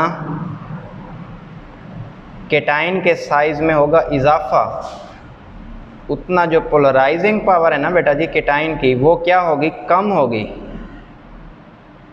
उतना उसमें बेटा जी फिर जो कोवलेंट करैक्टर है वो भी क्या होगा, कम होगा। जितना कोवलेंट करैक्टर कम होगा उतना उसमें आयोनिक करैक्टर बढ़ेगा, उतना उसमें बेटा मेल्टिंग पॉइंट भी बढ़ेगा। ये आप लाइन आपने नोट कर लेनी है, ये वाली। दोबारा सुन लें, हमने कहा बेटा केटाइन का साइज जितना इंक्रीज होगा उतना केटाइन के अंदर पोलराइजिंग पावर में कमी आएगी। जितना पोलराइजिंग पावर में कमी आएगी उतना कोवलेंट करैक्टर में कमी आएगी, उतना फिर उसमें आयोनिक करैक्टर में इजाफा होगा, उतना उसमें मेल्टिंग पॉइंट में भी क्या होगा बेटा, इजाफा। अब इसमें गौर से देखें, इसका मेल्टिंग पॉइंट भी नोट करें और इसका मेल्टिंग पॉइंट भी नोट करें। ये मेल्टिंग पॉइंट आपको इंक्रीज नज़र आएगा और ये मेल्टिंग पॉइंट आपको डिक्रीज नज़र आएगा। जिसका मेल्टिंग पॉइंट कम है तो इसका मतलब उसमें कोवलेंट करैक्टर ज़्यादा है बेटा जी, और इसके अंदर क्या है, कोवलेंट करैक्टर कम है, इसमें कोवलेंट करैक्टर क्या है बेटा, ज़्यादा है। ठीक है ना बेटा जी। तो ये भी आपको समझ आ गया होगा बेटा साइज़। अब इसी साइज़ को हम उसमें SnCl2 SnCl4 में भी जज कर सकते हैं बेटा। उसके बाद हम केटाइन के इलेक्ट्रॉनिक कन्फिग्रेशन के हिसाब से इसको जज करने की कोशिश करेंगे बेटा। SnCl2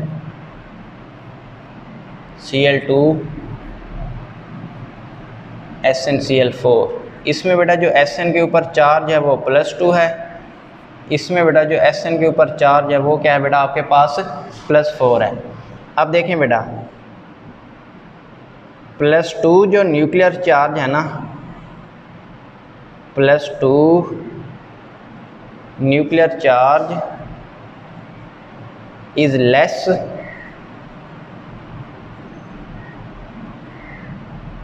as compare to +4।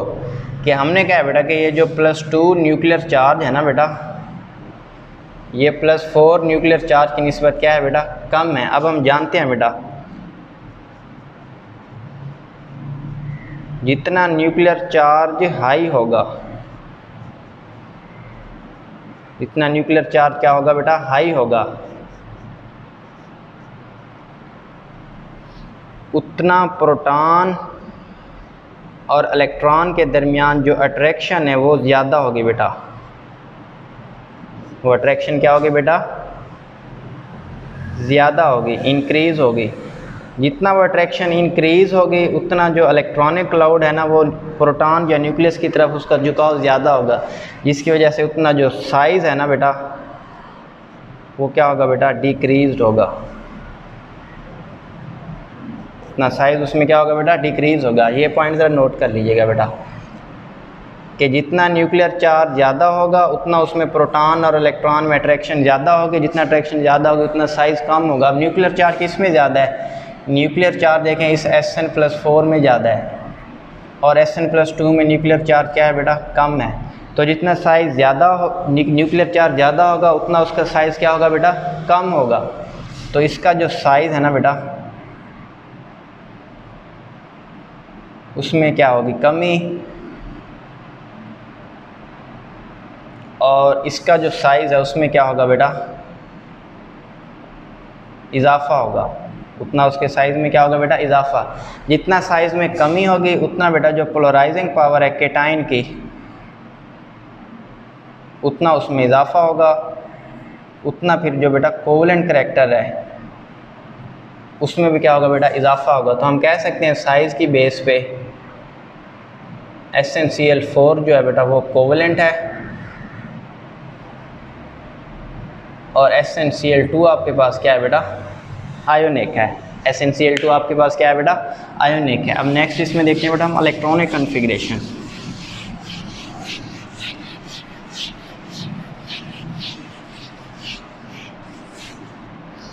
तीसरी बेटा इसमें आपने हेडिंग देनी है बेटा electronic configuration.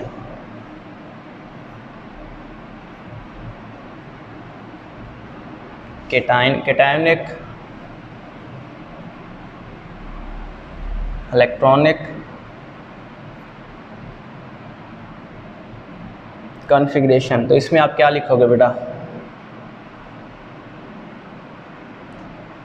केटाइन्स with pseudo inert gas or non inert gas configuration। इसको कहते हैं बेटा 18 electrons NS2P6D10। Cations with pseudo inert gas or inert gas electronic or non inert gas configuration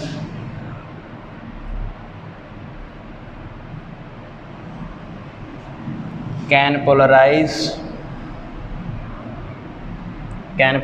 the anion more easily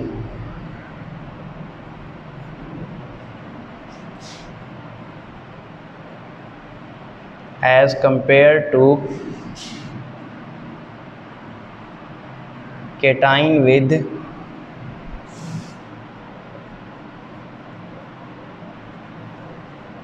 inert gas, या इसको कहते हैं बेटा 8 electron NS2P6 configuration.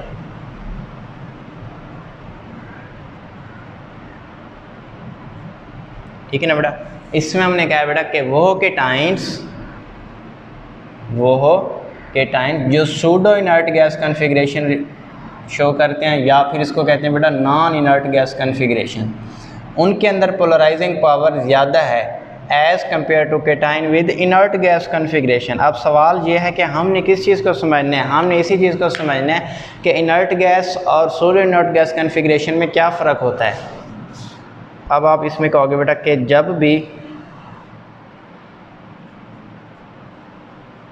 कोई एटम इलेक्ट्रॉन को लूज़ करे यानी वो केटाइन बन जाए तो तब उसके जो लास्ट शेल की कॉन्फ़िगरेशन है, अगर तो उसमें हो बेटा NS2P6 और D में बेटा 10 इलेक्ट्रॉन, या उसके मतलब आखिरी शेल में कितने इलेक्ट्रॉन हो बेटा 18 इलेक्ट्रॉन, उस केटाइन को फिर आपने कहना बेटा जो उसकी इलेक्ट्रॉनिक कन्फिग्रेशन है वो सूडो इनर्ट गैस है। वो क्या है बेटा? Pseudo inert gas. इसको फिर अभी हम एग्जांपल से देखते हैं बेटा। अगर हमारे पास कोई एटम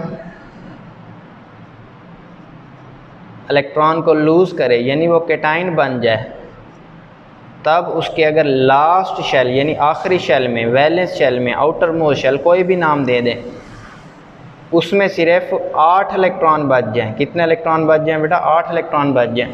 तो उसको बेटा जी आप नाम दोगे इनर्ट गैस कॉन्फ़िगरेशन। उसको आप क्या नाम दोगे बेटा जी? अब इस सूडो इनर्ट गैस और इनर्ट गैस कॉन्फ़िगरेशन में जो सूडो इनर्ट गैस कॉन्फ़िगरेशन है वो डायरेक्टली प्रोपोर्शनल है बेटा पोलराइजिंग पावर ऑफ केटाइन के। इट मीन्स वो डायरेक्टली प्रोपोर्शनल है बेटा कोवेलेंट करैक्टर के। और ये जो इलेक्ट्रॉनिक कॉन्फ़िगरेशन है ये इन्वर्सली प्रोपोर्शनल है बेटा पोलराइजिंग पावर ऑफ केटाइन के। जितना उसमें फिर पोलराइजिंग पावर के जितना वो इन्वर्स होगी उतना उसमें कोवेलेंट करैक्टर में भी उसी के हिसाब से कमी या इंक्रीमेंट आपको देखने को मिलेगा। इसका मतलब अब हमने प्रॉपर्ली थोड़ा सा इलेक्ट्रॉनिक कॉन्फ़िगरेशन की बेसिक को समझना है। वैसे मैंने ये आप वीडियो लेक्चर में पहले भी इलेक्ट्रॉनिक कॉन्फ़िगरेशन बेटा समझाई हुई है, मज़ीद इस पर भी आपको आइडिया दे देता हूँ बेसिक लेवल पे। तो जिन स्टूडेंट्स को इलेक्ट्रॉनिक कॉन्फ़िगरेशन की बेसिक आती है वो इस पोर्शन को क्या कर देंगे बेटा? स्किप कर देंगे। जिनको इलेक्ट्रॉनिक कॉन्फ़िगरेशन की बेसिक नहीं आती वो इसको अच्छे से देख लेंगे बेटा, ठीक है ना बेटा। अब हम इलेक्ट्रॉनिक कॉन्फ़िगरेशन की तरफ बात कर लेते हैं। इलेक्ट्रॉनिक कॉन्फ़िगरेशन, इलेक्ट्रॉनिक कॉन्फ़िगरेशन है क्या बेसिकली बेटा? ये इलेक्ट्रॉन की लोकेशन है या आप कह सकते हो ये इलेक्ट्रॉन की डिस्ट्रीब्यूशन है। कि इलेक्ट्रॉनिक कॉन्फ़िगरेशन में हम बेसिकली इलेक्ट्रॉन के लोकेशन को या डिस्ट्रीब्यूशन को स्टडी करेंगे। अब अगर हम किसी भी एटम की बात करें ना बेटा, उसमें या तो इलेक्ट्रॉन होते हैं या प्रोटॉन होते हैं या होते हैं न्यूट्रॉन। प्रोटॉन और न्यूट्रॉन तो होते हैं बेटा एटम के सेंटर में, जिसको हम कहते हैं न्यूक्लियस को। अब ये जो इलेक्ट्रॉन है इनकी जो डिस्ट्रीब्यूशन है ये कहाँ पर होती है? ये होती है बेटा जी अराउंड द न्यूक्लियस। ये कहाँ पर होती है बेटा जी? Around the nucleus. इसी अराउंड द न्यूक्लियस ये जो उनकी इलेक्ट्रॉन की ये जो इनकी डिस्ट्रीब्यूशन है उसको फिर हम क्या नाम देते हैं बेटा? उनको हम या तो नाम देंगे बेटा जी शेल या ऑर्बिट का, या दूसरा बेटा हम उनको नाम देंगे सब शेल का, या तीसरा बेटा हम उनको नाम देंगे ऑर्बिटल्स का। जो इलेक्ट्रॉन की कॉन्फ़िगरेशन है या उसकी जो डिस्ट्रीब्यूशन है उसको हम क्या नाम देंगे बेटा? शेल या ऑर्बिट, सब शेल या फिर ऑर्बिटल। इसको समझना कैसे? अगर फ़र्ज़ करें किसी शख्स की बेटा लोकेशन देखनी हो, कंट्री, सिटी एंड टाउन, इस पॉइंट को बेटा आपने अच्छे से समझना है। फ़र्ज़ करें अगर किसी शख्स की आपने लोकेशन देखनी है उसके कंट्री में, तो कंट्री में तो बेटा उसके मिलने के चांसेस कम होंगे ना। अगर उस कंट्री का आपको सिटी बता दिया जाए तब उसके मिलने के चांसेस ज़्यादा होंगे। अगर आपको उस सिटी का टाउन भी बता दिया जाए तब उसके मिलने के चांसेस और ज़्यादा होंगे। ये सारी चीज़ें मैंने क्वांटम नंबर में भी समझाई हुई हैं बेटा, principal quantum number, azimuthal quantum number और मैग्नेटिक क्वांटम नंबर। तो इसी के हिसाब से इलेक्ट्रॉन इस कंट्री की बजाय जब हम इलेक्ट्रॉन को इसमें देखेंगे उसका आप शेल या ऑर्बिट कहोगे, सिटी की बजाय सब शेल कहोगे, टाउन की बजाय उसको क्या कहोगे बेटा? ऑर्बिटल कहोगे। अब नेक्स्ट देखें बेटा, अगर हम बात करें बेटा शेल या ऑर्बिट की, तो इनकी जो टाइप्स होती हैं वो होती हैं बेटा के, एल, एम या फिर हम इनको कहते हैं एन। इनमें इलेक्ट्रॉन को रिप्रेजेंट किया जाता है बेटा एन को। इनके अंदर इलेक्ट्रॉन फाइंड आउट करने का फार्मूला होता है बेटा 2n स्क्वायर रूट। अब ये जो n की वैल्यू है बेटा ये रिप्रेजेंट कर रही होती है बेटा शेल और ऑर्बिट नंबर को, शेल और ऑर्बिट नंबर। फ़र्ज़ करें अगर आपके पास n की वैल्यू 1 है तो वो होगा बेटा आपके पास तो फर्स्ट शेल। अगर n की वैल्यू है 2 तो वो आपके पास कौन सा शेल होगा बेटा? Second shell. अगर आपके पास बेटा n की वैल्यू 3 है तो वो आपके पास कौन सा शेल होगा बेटा?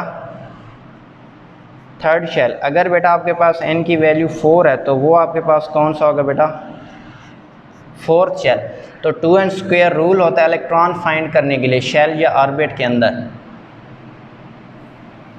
2n स्क्वायर क्या होता है, शेल या ऑर्बिट के अंदर इलेक्ट्रॉन फाइंड करने के लिए। तो इसके हिसाब से जो फर्स्ट शेल है असल में उसको हम k शेल भी कह सकते हैं, सेकंड शेल को कहेंगे l शेल, थर्ड शेल को कहेंगे m शेल, और फोर्थ शेल को बेटा हम क्या कहेंगे बेटा, n शेल। ठीक है ना।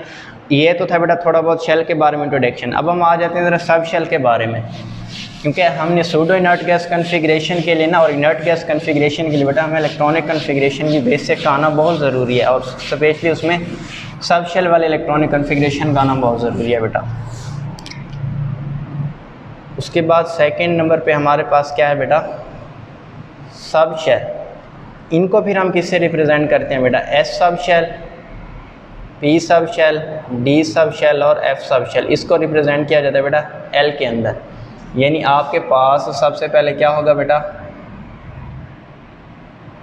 शेल या ऑर्बिट, उसी के अंदर फिर सब शेल होंगे। मिसाल के तौर पर अगर हमारे पास हो के शेल तो उसमें होगा सिर्फ और सिर्फ एस सब शेल, एल शेल में होंगे बेटा एस और पी सब शेल, एम में होंगे बेटा एस पी और डी, एन में होंगे बेटा एस पी डी और एफ।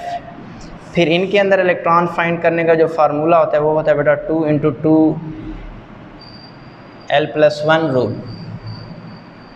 एस के लिए बेटा जो एल की वैल्यू होती है ना वो 0 होती है, पी के लिए होती है बेटा 1, डी के लिए बेटा एल की वैल्यू 2, और एफ़ के लिए बेटा जो एल की वैल्यू होती है वो क्या होती है बेटा 3 होती है। तो इस हिसाब से जब हम इलेक्ट्रॉन फाइंड करेंगे तो इसमें ये वैल्यूज़ पुट कर देंगे बेटा। तो एस में आपको पता चलेगा 2 इलेक्ट्रॉन, पी में 6 इलेक्ट्रॉन, डी में 10 इलेक्ट्रॉन, और एफ में कितने होते हैं बेटा 14 इलेक्ट्रॉन। इस हिसाब से देखें बेटा, के में 2 इलेक्ट्रॉन, एस में भी 2, एल शेल में 8 इलेक्ट्रॉन, एस में 2, पी में 6, एम में होते हैं बेटा 18, एस में 2, पी में 6, डी में होंगे बेटा 10, एन में होते हैं बेटा 32 इलेक्ट्रॉन, एस में 2, पी में 6, डी में 10, और एफ में कितने होंगे बेटा 14 इलेक्ट्रॉन। अब इनके अंदर हम इलेक्ट्रॉन कैसे फाइंड करते हैं उसकी भी आप वो देख लें ट्रिक। तो ये होपफुली आपको बेसिक तो आ गई होगी। विद इन डिटेल देखना है तो आप क्वांटम नंबर या मेरी इलेक्ट्रॉनिक कॉन्फ़िगरेशन वाली वीडियोस देखिएगा बेटा। अब याद करने का तरीका क्या, इलेक्ट्रॉन कैसे पुट करते हैं। सब शेल के अंदर बेटा जो इलेक्ट्रॉन फिल किए जाते हैं ना बेटा, वो फिल किए जाते हैं बेटा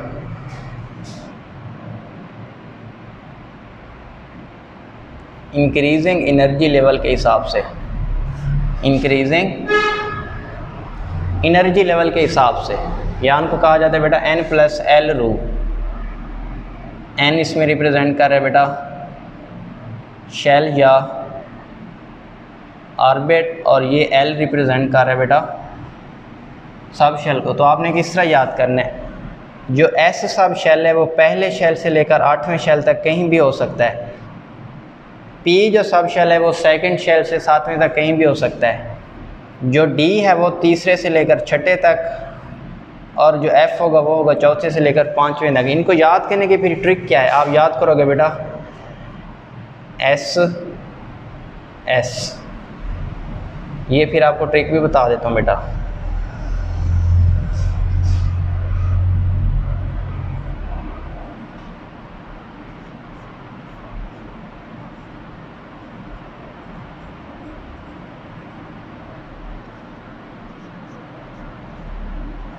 इनको याद करने की ट्रिक है बेटा स्कूल स्कूल, एस एस को बेटा आप क्या पढ़ोगे स्कूल स्कूल, आगे लिखा हुआ बेटा पी एस, इसको पढ़ोगे पब्लिक स्कूल, आगे भी लिखा हुआ बेटा पी एस, इसको भी पढ़ोगे पब्लिक स्कूल, आगे लिखा हुआ बेटा D P S divisional public school, आगे लिखा हुआ बेटा डी पी एस, इसको भी पढ़ोगे divisional public school, F D P S federal divisional public school, उसके आगे लिखा हुआ बेटा एफ डी पी एस, इसको भी आप क्या पढ़ोगे बेटा फेडरल डिविजनल पब्लिक स्कूल। फिर हमने कहा बेटा एस की वैल्यू है 1 से 8 तक, यानी ये होगा बेटा 1S 2S 3S 4 5 6 7 और 8। फिर हमने कहा बेटा जो P की वैल्यू 2 से 7 तक है 2p, 3p, 4p,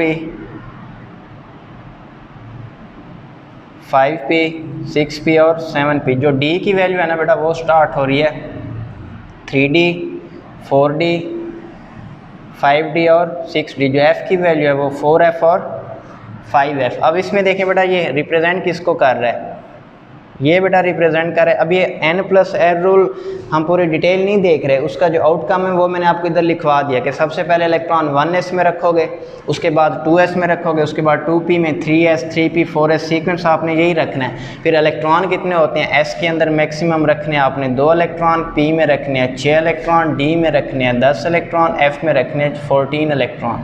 ठीक है ना बेटा, मैंने आपको डायरेक्ट बता दिया। ये है बेटा NLX। n जो है ना बेटा वो इसमें रिप्रेजेंट कर रहा है बेटा शेल या ऑर्बिट को, और जो बेटा L है वो रिप्रेजेंट कर रहा है बेटा सब शेल को, और जो X है वो उसमें रिप्रेजेंट कर रहा है बेटा इलेक्ट्रॉन्स को। वो उसमें किसको रिप्रेजेंट कर रहा है बेटा जी,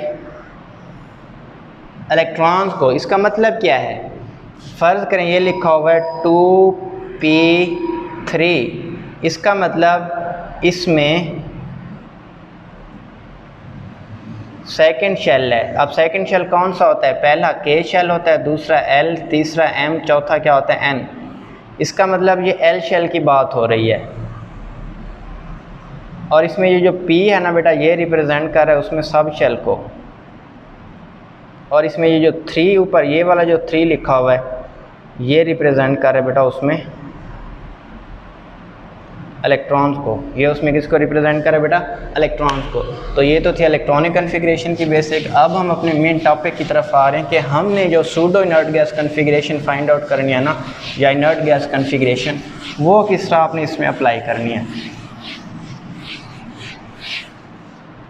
अब हमारे पास 2 कंपाउंड है बेटा, एक हमारे पास है बेटा CuCl कॉपर क्लोराइड, दूसरा हमारे पास होता है बेटा NaCl। अब इस पॉइंट को समझिएगा बेटा, आपने इधर भी हम लिख देते हैं बेटा CuCl। अब जो मैंने आपको पीछे सारा कुछ समझाया वही इलेक्ट्रॉनिक कन्फिग्रेशन इधर हमने अप्लाई करनी है। जो कॉपर है ना बेटा वो हमारे पास शो करता है बेटा 18 इलेक्ट्रॉन कन्फिग्रेशन, और जो सोडियम का केटाइन है वो रिप्रेजेंट करता है बेटा 8 इलेक्ट्रॉन कन्फिग्रेशन। कैसे, अब देखें, कॉपर एटॉमिक नंबर है 29, 1s2, 2s2, 2p6, 3s2, 3p6, 2, 4, 10, 12 और ये 18। School school public school public school 3d9। ठीक है ना बेटा, ये तो है बेटा उसके इलेक्ट्रॉनिक कन्फिग्रेशन कॉपर की। ये उसकी क्या बेटा इलेक्ट्रॉनिक कन्फिग्रेशन कॉपर की है। अब नेक्स्ट देखें बेटा, एक इसमें लिखा हुआ है बेटा 4s2 और दूसरा हमारे पास लिखा हुआ है बेटा 3d9। इधर अब थोड़ी सी आपने चेंजिंग करनी है। इधर हमने अप्लाई करना है बेटा हॉर्न्स रूल। क्या हमने अप्लाई करना है बेटा, हॉर्न्स रूल। अब हॉर्न्स रूल क्या कहता है, हॉर्न्स रूल कहता है बेटा कि जो ऑर्बिटल्स हैं, ठीक है ना बेटा, वो तब स्टेबल होंगे या तो वो हाफ फील्ड इलेक्ट्रॉन रखें या वो फुल फील्ड इलेक्ट्रॉन रखें। वो तब स्टेबल होंगे या तो वो बेटा हाफ फील्ड इलेक्ट्रॉन रखें या फुल फील्ड इलेक्ट्रॉन रखें। अब इससे क्या मुराद है, इसको भी ज़रा हम डिटेल से देख लेते हैं बेटा कि हाफ फील्ड और फुल फील्ड से क्या मुराद है। अगर हम इसके इलेक्ट्रॉनिक कन्फिग्रेशन करें, फ़र्ज़ करें ये हमारे पास है 4s2, ये हमने उसके ऑर्बिटल बना दिए बेटा सब शेल के अंदर। ये हमारे पास है बेटा 3d9, 2, 4, 6, 8 और 9। अब गौर से देखें, जो हमारे पास है बेटा इसमें s ऑर्बिटल, या तो ये रखे 2 इलेक्ट्रॉन या तो ये रखे 1 इलेक्ट्रॉन। इसी तरह जो हमारे पास है बेटा डी ऑर्बिटल, या तो ये रखे 10 इलेक्ट्रॉन या तो बेटा ये कितने इलेक्ट्रॉन रखे 5 इलेक्ट्रॉन। ये जो 10 इलेक्ट्रॉन है बेटा ये उसमें फुल फील्ड है, 5 इलेक्ट्रॉन उसमें क्या है बेटा हाफ फील्ड को रिप्रेजेंट कर रहा है, 2 इलेक्ट्रॉन उसमें रिप्रेजेंट कर रहा है फुल फील्ड को, और ये 1 इलेक्ट्रॉन उसमें रिप्रेजेंट किसको कर रहा है बेटा हाफ फील्ड को।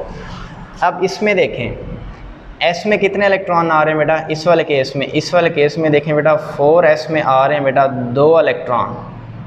इसका मतलब वो किसको फॉलो अप कर रहा है बेटा, इसमें जो 4s है वो फॉलो कर रहा है बेटा फुल फील्ड को, तो इट मीन्स ये तो स्टेबल है। अब अगर हम बात करें डी के अंदर, ये जो डी लिखा हुआ है इसमें लिखे हुए बेटा 9 इलेक्ट्रॉन, ना तो ये बेटा हाफ फील्ड हैं, अगर हाफ फील्ड होते तो 5 इलेक्ट्रॉन होते, ना ही बेटा ये फुल फील्ड है, ना ही इसमें 10 इलेक्ट्रॉन है। तो इसी वजह से ये जो 3D9 है 9 इलेक्ट्रॉन वाला, ये आपके पास क्या है बेटा अनस्टेबल है। अब हमने उसके इलेक्ट्रॉनिक कॉन्फ़िगरेशन को क्या करना है बेटा स्टेबल करना है। तो अब हम करेंगे क्या, ये 4s वाला इलेक्ट्रॉन हम डी में क्या करवाएंगे बेटा जंप करवाएंगे। जब हम उसमें जंप करवाएंगे तब आप देखें उसमें क्या तब्दीली आएगी, इसमें हम लिख लेते हैं बेटा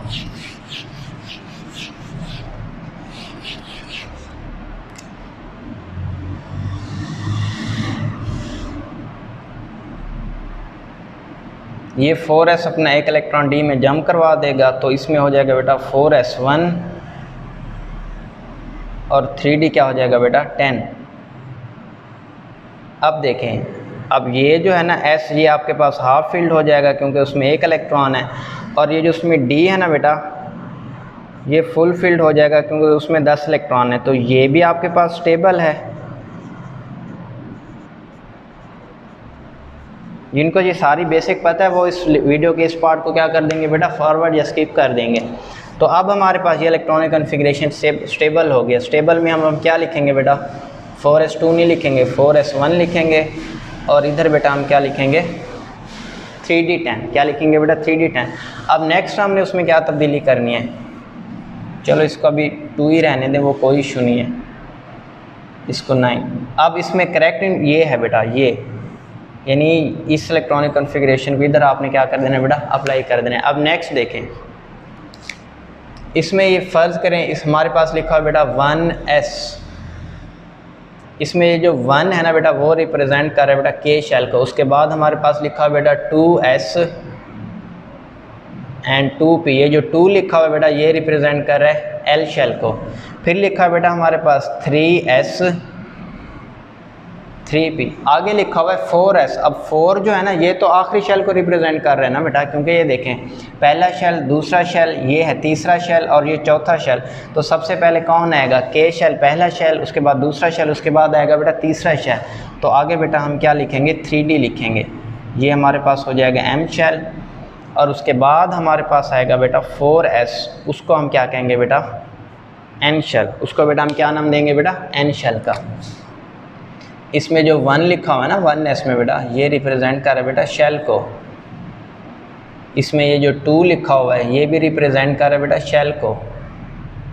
इसी तरह इसमें जो 3 लिखा हुआ है ये भी रिप्रेजेंट कर रहा है शेल को। अब ये जो 4 लिखा हुआ है बेटा ये भी रिप्रेजेंट कर रहा है इसमें शेल को। तो हमारे पास क्या है 1s2 कॉपर की अगर हम बात करें बेटा, अगर हम उसके इलेक्ट्रॉनिक कॉन्फ़िगरेशन की बात करें बेटा 29 1s2 2s2 2p6, उसके बाद आप नेक्स्ट इसमें क्या कहोगे बेटा 3s2 3p6 3d10 4s1। अब ये देखें ये है बेटा उसका लास्ट शेल इलेक्ट्रॉन, ये उसका क्या है बेटा लास्ट शेल इलेक्ट्रॉन। वैसे हम अगर इसके इलेक्ट्रॉनिक कॉन्फ़िगरेशन यूँ भी लिख सकते हैं बेटा k में 2, l शेल में 8, m शेल में 18 और n शेल में बेटा 1 इलेक्ट्रॉन। तो कॉपर जब इलेक्ट्रॉन को लूज़ कर देगी वो बन जाएगी +1, तो वो क्या करेगी, अपने 4s1 वाले इलेक्ट्रॉन को क्या करेगी बेटा, लूज़ करेगी। तो पीछे उसके पास क्या बच जाएंगे बेटा, पीछे उसके पास बच जाएंगे बेटा 3s2 3p6 3d10 इलेक्ट्रॉन। अब इसमें देखें, ये अब उसका लास्ट शेल बन गया है ना। जब कॉपर 4s वाला इलेक्ट्रॉन लूज़ कर देगी तो पीछे 3s2 3p6 3d10 ये उसका क्या हो जाएगा, लास्ट शेल।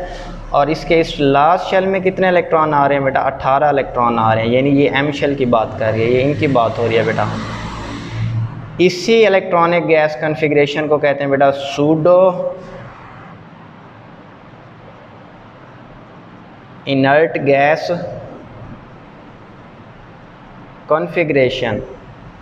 असल में सिर्फ यही पॉइंट समझाने के लिए मैंने ये सारा आपको सिनेरियो समझाया है बेटा। अगर हम बात करें सोडियम की, वो तो आसान है बेटा। Sodium atomic number 11 1s2 2s2 2p6 3s1। ये अपने इस आखिरी शेल के इलेक्ट्रॉन को सोडियम क्या कर देगी बेटा, लूज़ कर देगी, कन्वर्ट हो जाएगी Na+ में। तो पीछे उसके बाद बच जाएगा बेटा 2s2 एंड 2p6। इसमें होते हैं बेटा 8 इलेक्ट्रॉन, जिसको आप कहते हो इनर्ट गैस कॉन्फ़िगरेशन।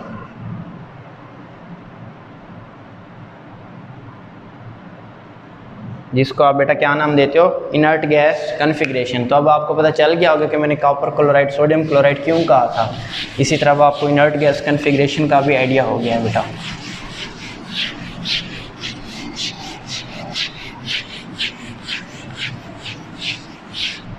अब देखिए बेटा, हमारे पास है बेटा कॉपर क्लोराइड और दूसरा हमारे पास है बेटा सोडियम क्लोराइड। इसमें जो कॉपर प्लस है बेटा वो रिप्रेजेंट कर रहा था बेटा 3s2 3p6 3d10, या इसको हमने कहा है बेटा 18 इलेक्ट्रॉन कॉन्फ़िगरेशन। इसमें जो सोडियम है बेटा हमारे पास वो शो कर रहा था बेटा ns2 2s2 2p6, यानी इसमें जो इलेक्ट्रॉनिक गैस की कॉन्फ़िगरेशन थी वो क्या थी बेटा, 8 इलेक्ट्रॉन कॉन्फ़िगरेशन। यानी दूसरे लफ्ज़ों में जो कॉपर है ना वो pseudo inert gas configuration show कर रही है। Pseudo inert gas configuration show कर रही है। उसके बरक्स हमारे पास जो बेटा इसमें सोडियम है वो शो कर रही है बेटा इनर्ट गैस कॉन्फ़िगरेशन। सोडियम हमारे पास क्या शो कर रही है बेटा, इनर्ट गैस कॉन्फ़िगरेशन। और हम जानते हैं जो pseudo inert gas configuration cations की होती है ना वो डायरेक्टली प्रोपोर्शनल है बेटा पोलराइजिंग पावर ऑफ केटाइन के, जो कि डायरेक्टली प्रोपोर्शनल बेटा नेक्स्ट कोवलेंट करैक्टर के। और ये जो इनर्ट गैस कॉन्फ़िगरेशन है बेटा ये इन्वर्सली प्रोपोर्शनल है पोलराइजिंग पावर ऑफ केटाइन के। तो इसका मतलब क्या हुआ, कॉपर क्लोराइड जो है ना बेटा वो कोवलेंट होगा और जो NaCl है बेटा वो आपके पास क्या होगा बेटा, आयोनिक होगा, क्योंकि इसके अंदर इनर्ट गैस कॉन्फ़िगरेशन है इसके मुकाबले में। तो इसके अंदर पोलराइजिंग पावर केटाइन की कम होगी तो कोवलेंट करैक्टर कम और आयोनिक करैक्टर ज़्यादा। इसके बरक्स कॉपर क्लोराइड की बात करें तो इसमें polarising power inert gas configuration जिसमें होगी तो उसकी पोलराइजिंग पावर केटाइन की ज़्यादा होगी और उसमें कोवलेंट करैक्टर भी क्या होगा बेटा, ज़्यादा होगा। ठीक है ना बेटा, ये भी आपको होपफुली समझ आ गया होगा।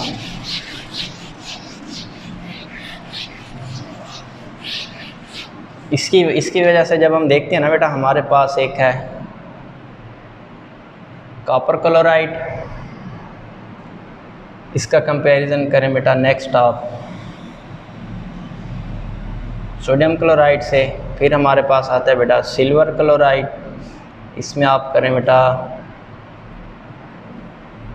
पोटाशियम क्लोराइड से। उसके बाद इधर आप लिखेंगे बेटा रुबिडियम क्लोराइड, इधर आप लिखेंगे बेटा ऑरम क्लोराइड। अब देखें कॉपर आर्जेंटम और जो हमारे पास बेटा आरम जिसको गोल्ड कहते हैं, ये तीनों के तीनों रिप्रेजेंट कर रहे हैं बेटा 18 इलेक्ट्रॉन कॉन्फ़िगरेशन को। इसके बरक्स अगर हम बात करें बेटा सोडियम की, पोटाशियम की और रुबीडियम की, ये तीनों के तीनों बेटा हमारे पास रिप्रेजेंट करें एक इलेक्ट्रॉन कॉन्फ़िगरेशन। हालांकि दोनों हैं आयोनिक कंपाउंड बज़ाहिर, केटाइन एनाइन, ये देखें cation A9, cation A9, cation A9, इसमें भी क्या है बेटा cation A9, cation A9, cation A9. अब हम इनके अगर मेल्टिंग पॉइंट की बात करें बेटा, इनके अगर हम क्या करें बेटा मेल्टिंग पॉइंट की बात करें, तो ये जो है ना बेटा ये कोवलेंट इन नेचर होंगे, और ये जो आपके पास होंगे ये क्या होंगे बेटा ionic in nature, ionic in nature होंगे। तो इनका मेल्टिंग पॉइंट क्या होगा बेटा इंक्रीज्ड होगा। ये कोवलेंट इन नेचर हैं तो इनका मेल्टिंग पॉइंट क्या होगा बेटा डिक्रीज्ड होगा। इसको भी हम ज़रा देख लेते हैं बेटा।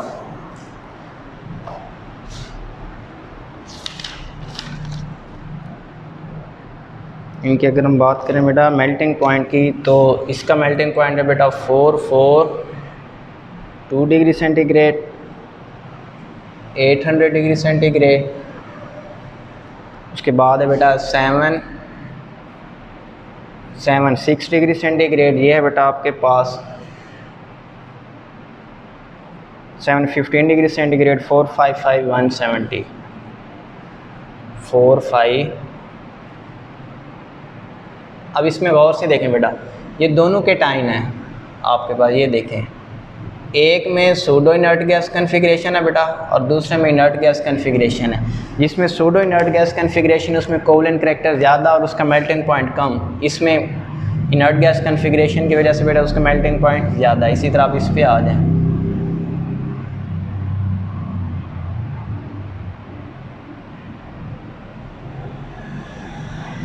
अब ये होता क्यों है ऐसा, ये कोवलेंट करैक्टर क्यों शो करता है बेटा? सूडो इनर्ट गैस कन्फिग्रेशन के बेटा जो डी ऑर्बिटल के इलेक्ट्रॉन्स हैं, D orbital electrons show less shielding effect than S and P electron. Case के अंदर जो डी, क्योंकि सूडो इनर्ट गैस कन्फिग्रेशन में हम जानते हैं बेटा डी ऑर्बिटल इन्वॉल्व हो रहा है, उसका जो शील्डिंग इफेक्ट है ना वो एस और पी की निस्बत कम है। इसी वजह से एस और पी की निस्बत कम होगा तो शील्ड का मतलब होता है रोकना, यानी न्यूक्लियस का जो पॉजिटिव चार्ज है ना वो आगे इलेक्ट्रॉन को अपनी तरफ अट्रैक्ट करने की क्या करता है बेटा कोशिश करता है। तो ये जो जिसमें शील्डिंग इफेक्ट कम होगा तो उसमें उसका जो न्यूक्लियस होगा अगले के इलेक्ट्रॉन को ईजिली अपनी तरफ अट्रैक्ट कर लेगा।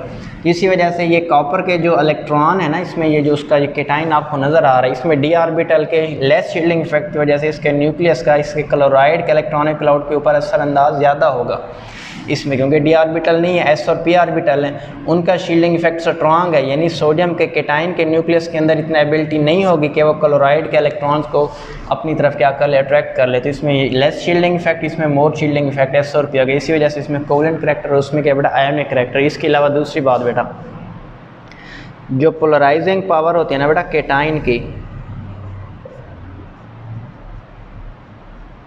अभी हमने देखा है वो डायरेक्टली प्रोपोर्शनल होती है बेटा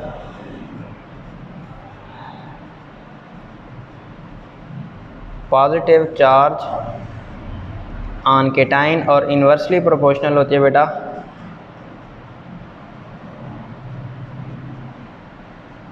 रेडियस ऑफ केटाइन के। ये अभी हमने ये दो इसमें से पॉइंट्स क्या किए बेटा अखज़ किए हैं। तो ये जो पोलराइजिंग पावर ऑफ केटाइन है ना बेटा इसको एक दूसरा नाम भी दिया जाता है बेटा आयोनिक पोटेंशियल ऑफ केटाइन।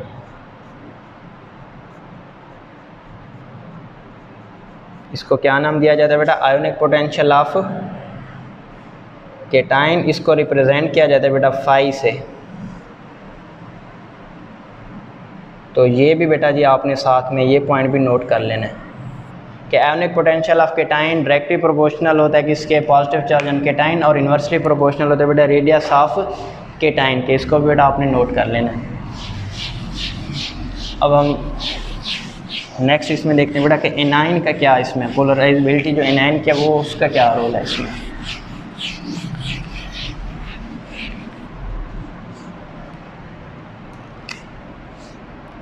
इस पे आप लिखोगे बेटा फैक्टर्स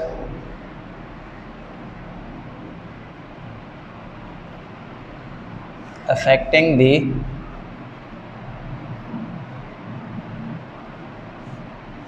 पोलराइजेबिलिटी ऑफ एनाइन। तो सबसे पहले इसमें बेटा आप लिखोगे नेगेटिव चार्ज एनाइन। तो ये लिखोगे बेटा it is directly proportional to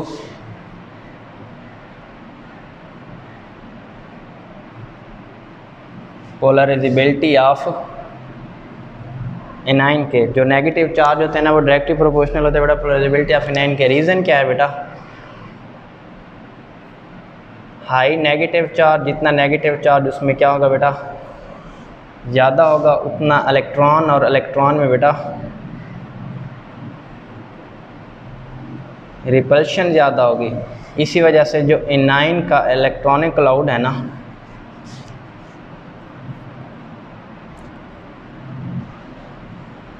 A9 gets easily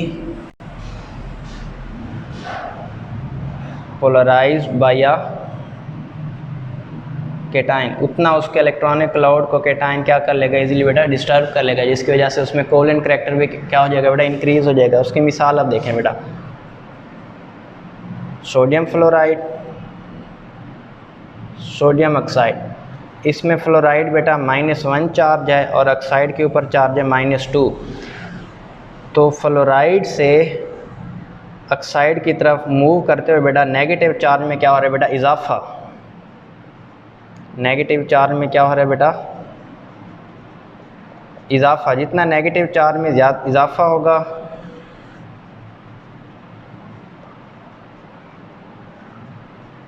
उतना पोलराइजेबिलिटी जो है ना वो एनाइन की बेटा उसमें भी क्या होगा इजाफा होगा, उतना बेटा जी कोवेलेंट करैक्टर में भी क्या होगा इजाफा होगा। तो हम इसमें कह सकते हैं बेटा कि ये जो ऑक्साइड्स हैं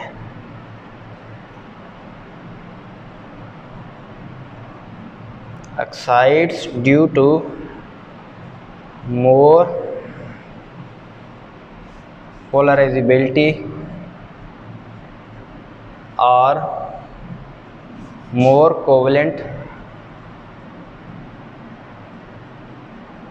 देन फ्लोराइड, ठीक है ना बेटा, वो इसकी वजह से क्या होता है बेटा मोर कोवेलेंट। इसके हम दूसरे एग्जांपल अगर हम लें बेटा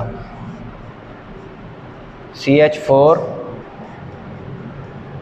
NH3 H2O HF, इसमें जो कार्बन है बेटा वो -4, नाइट्रोजन जो है बेटा -3, ऑक्सीजन जो है -2, फ्लोराइड जो है बेटा वो क्या शो करे -1।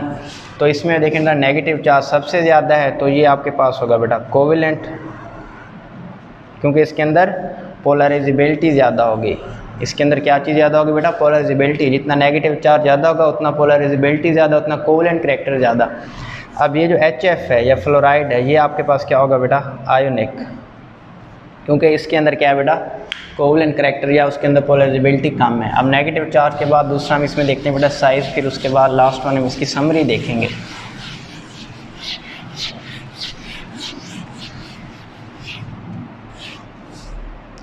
दूसरी हेडिंग आप इसमें डालोगे बेटा size of anion, it is directly proportional to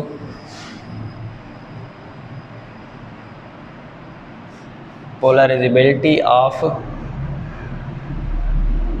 A9. इसके हम मिसाल लेते हैं बेटा HF, HCl, HBr, HF, या इसको आप कह दें बेटा sodium fluoride, sodium chloride, sodium bromide. अब देखें फ्लोराइड -1, क्लोराइड भी -1, ब्रोमाइड भी -1, आयोडाइड भी -1। चार्ज तो इन सब के ऊपर है सेम बेटा, चार्ज क्या है बेटा, सेम, लेकिन टॉप टू बॉटम मूव करते हुए यानी फ्लोराइड, क्लोराइड, ब्रोमाइड और आयोडाइड 9, 17, 35, 53 उनके शेल के साइज़ में क्या हो रहा है बेटा, इजाफा, जिसकी वजह से साइज़ में एनाइन में भी क्या हो रहा है बेटा, इजाफा। इतना इजाफा हो रहा है उतना पोलराइजेबिलिटी में भी क्या हो रहा है बेटा, इजाफा, उतना उसमें कोवलेंट करैक्टर में भी क्या हो रहा है बेटा, इजाफा हो रहा है। ठीक है ना बेटा। तो ये साइज़ में भी आपको आइडिया होगा एनाइन का। अब हम इसमें समरी देखते हैं।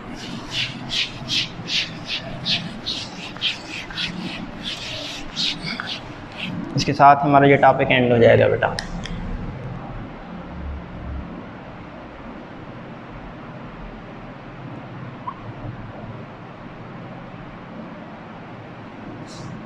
समरी ऑफ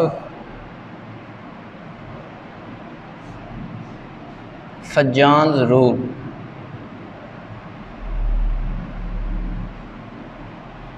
तो उसमें जो हमने समरी देखी है वो देखें बेटा।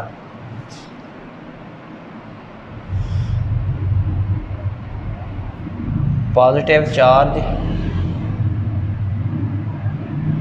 On cation directly proportional to polarising power of cation. जो पॉजिटिव चार्ज केटाइन के ऊपर है वो डायरेक्टली प्रोपोर्शनल होता है बेटा पोलराइजिंग पावर ऑफ केटाइन के। दूसरा हमने क्या है बेटा, जो साइज ऑफ केटाइन है वो इन्वर्सली प्रोपोर्शनल है बेटा पोलराइजिंग पावर ऑफ केटाइन के। तीसरे नंबर पे हमने क्या कहा है बेटा, जो सूडो इनर्ट गैस कॉन्फ़िगरेशन है, यानी जिसमें सूडो इनर्ट गैस कॉन्फ़िगरेशन होगी वो भी बेटा हमारे पास डायरेक्टली प्रोपोर्शनल है पोलराइजिंग पावर ऑफ केटाइन। जितना pseudo inert gas configuration cation में ज़्यादा होगी उतना उसके पोलराइजिंग पावर केटाइन की क्या होगी, ज़्यादा। नंबर 4 पे हमने कहा है बेटा, जो इनर्ट गैस कॉन्फ़िगरेशन है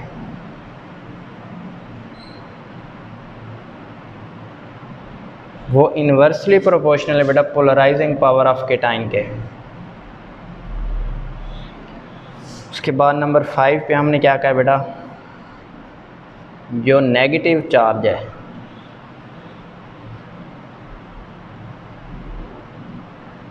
ऑन एनाइन के ऊपर, जो एनाइन के ऊपर हमारे पास है बेटा नेगेटिव चार्ज वो डायरेक्टली प्रोपोर्शनल है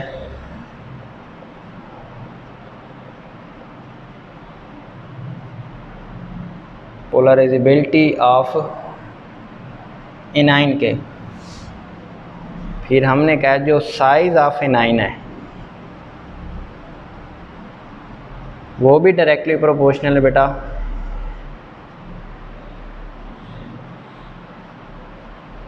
पोलराइजेबिलिटी ऑफ एनाइन के। नंबर 7 पे हमने क्या पढ़ा है बेटा, नंबर 7 पे बेटा हमने ये पढ़ा है कि जो पोलराइजिंग पावर है केटाइन की वो डायरेक्टली प्रोपोर्शनल है बेटा कोवलेंट करैक्टर के। ठीक है ना बेटा। नंबर 8 पे हमने क्या पढ़ा है बेटा,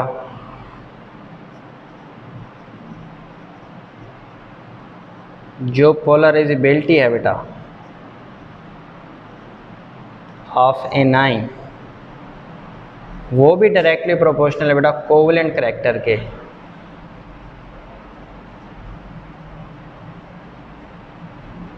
ठीक है ना बेटा। और लास्ट वन इसमें रह गया बेटा नंबर 9 कि जो पोलराइजेशन है बेटा एनाइन की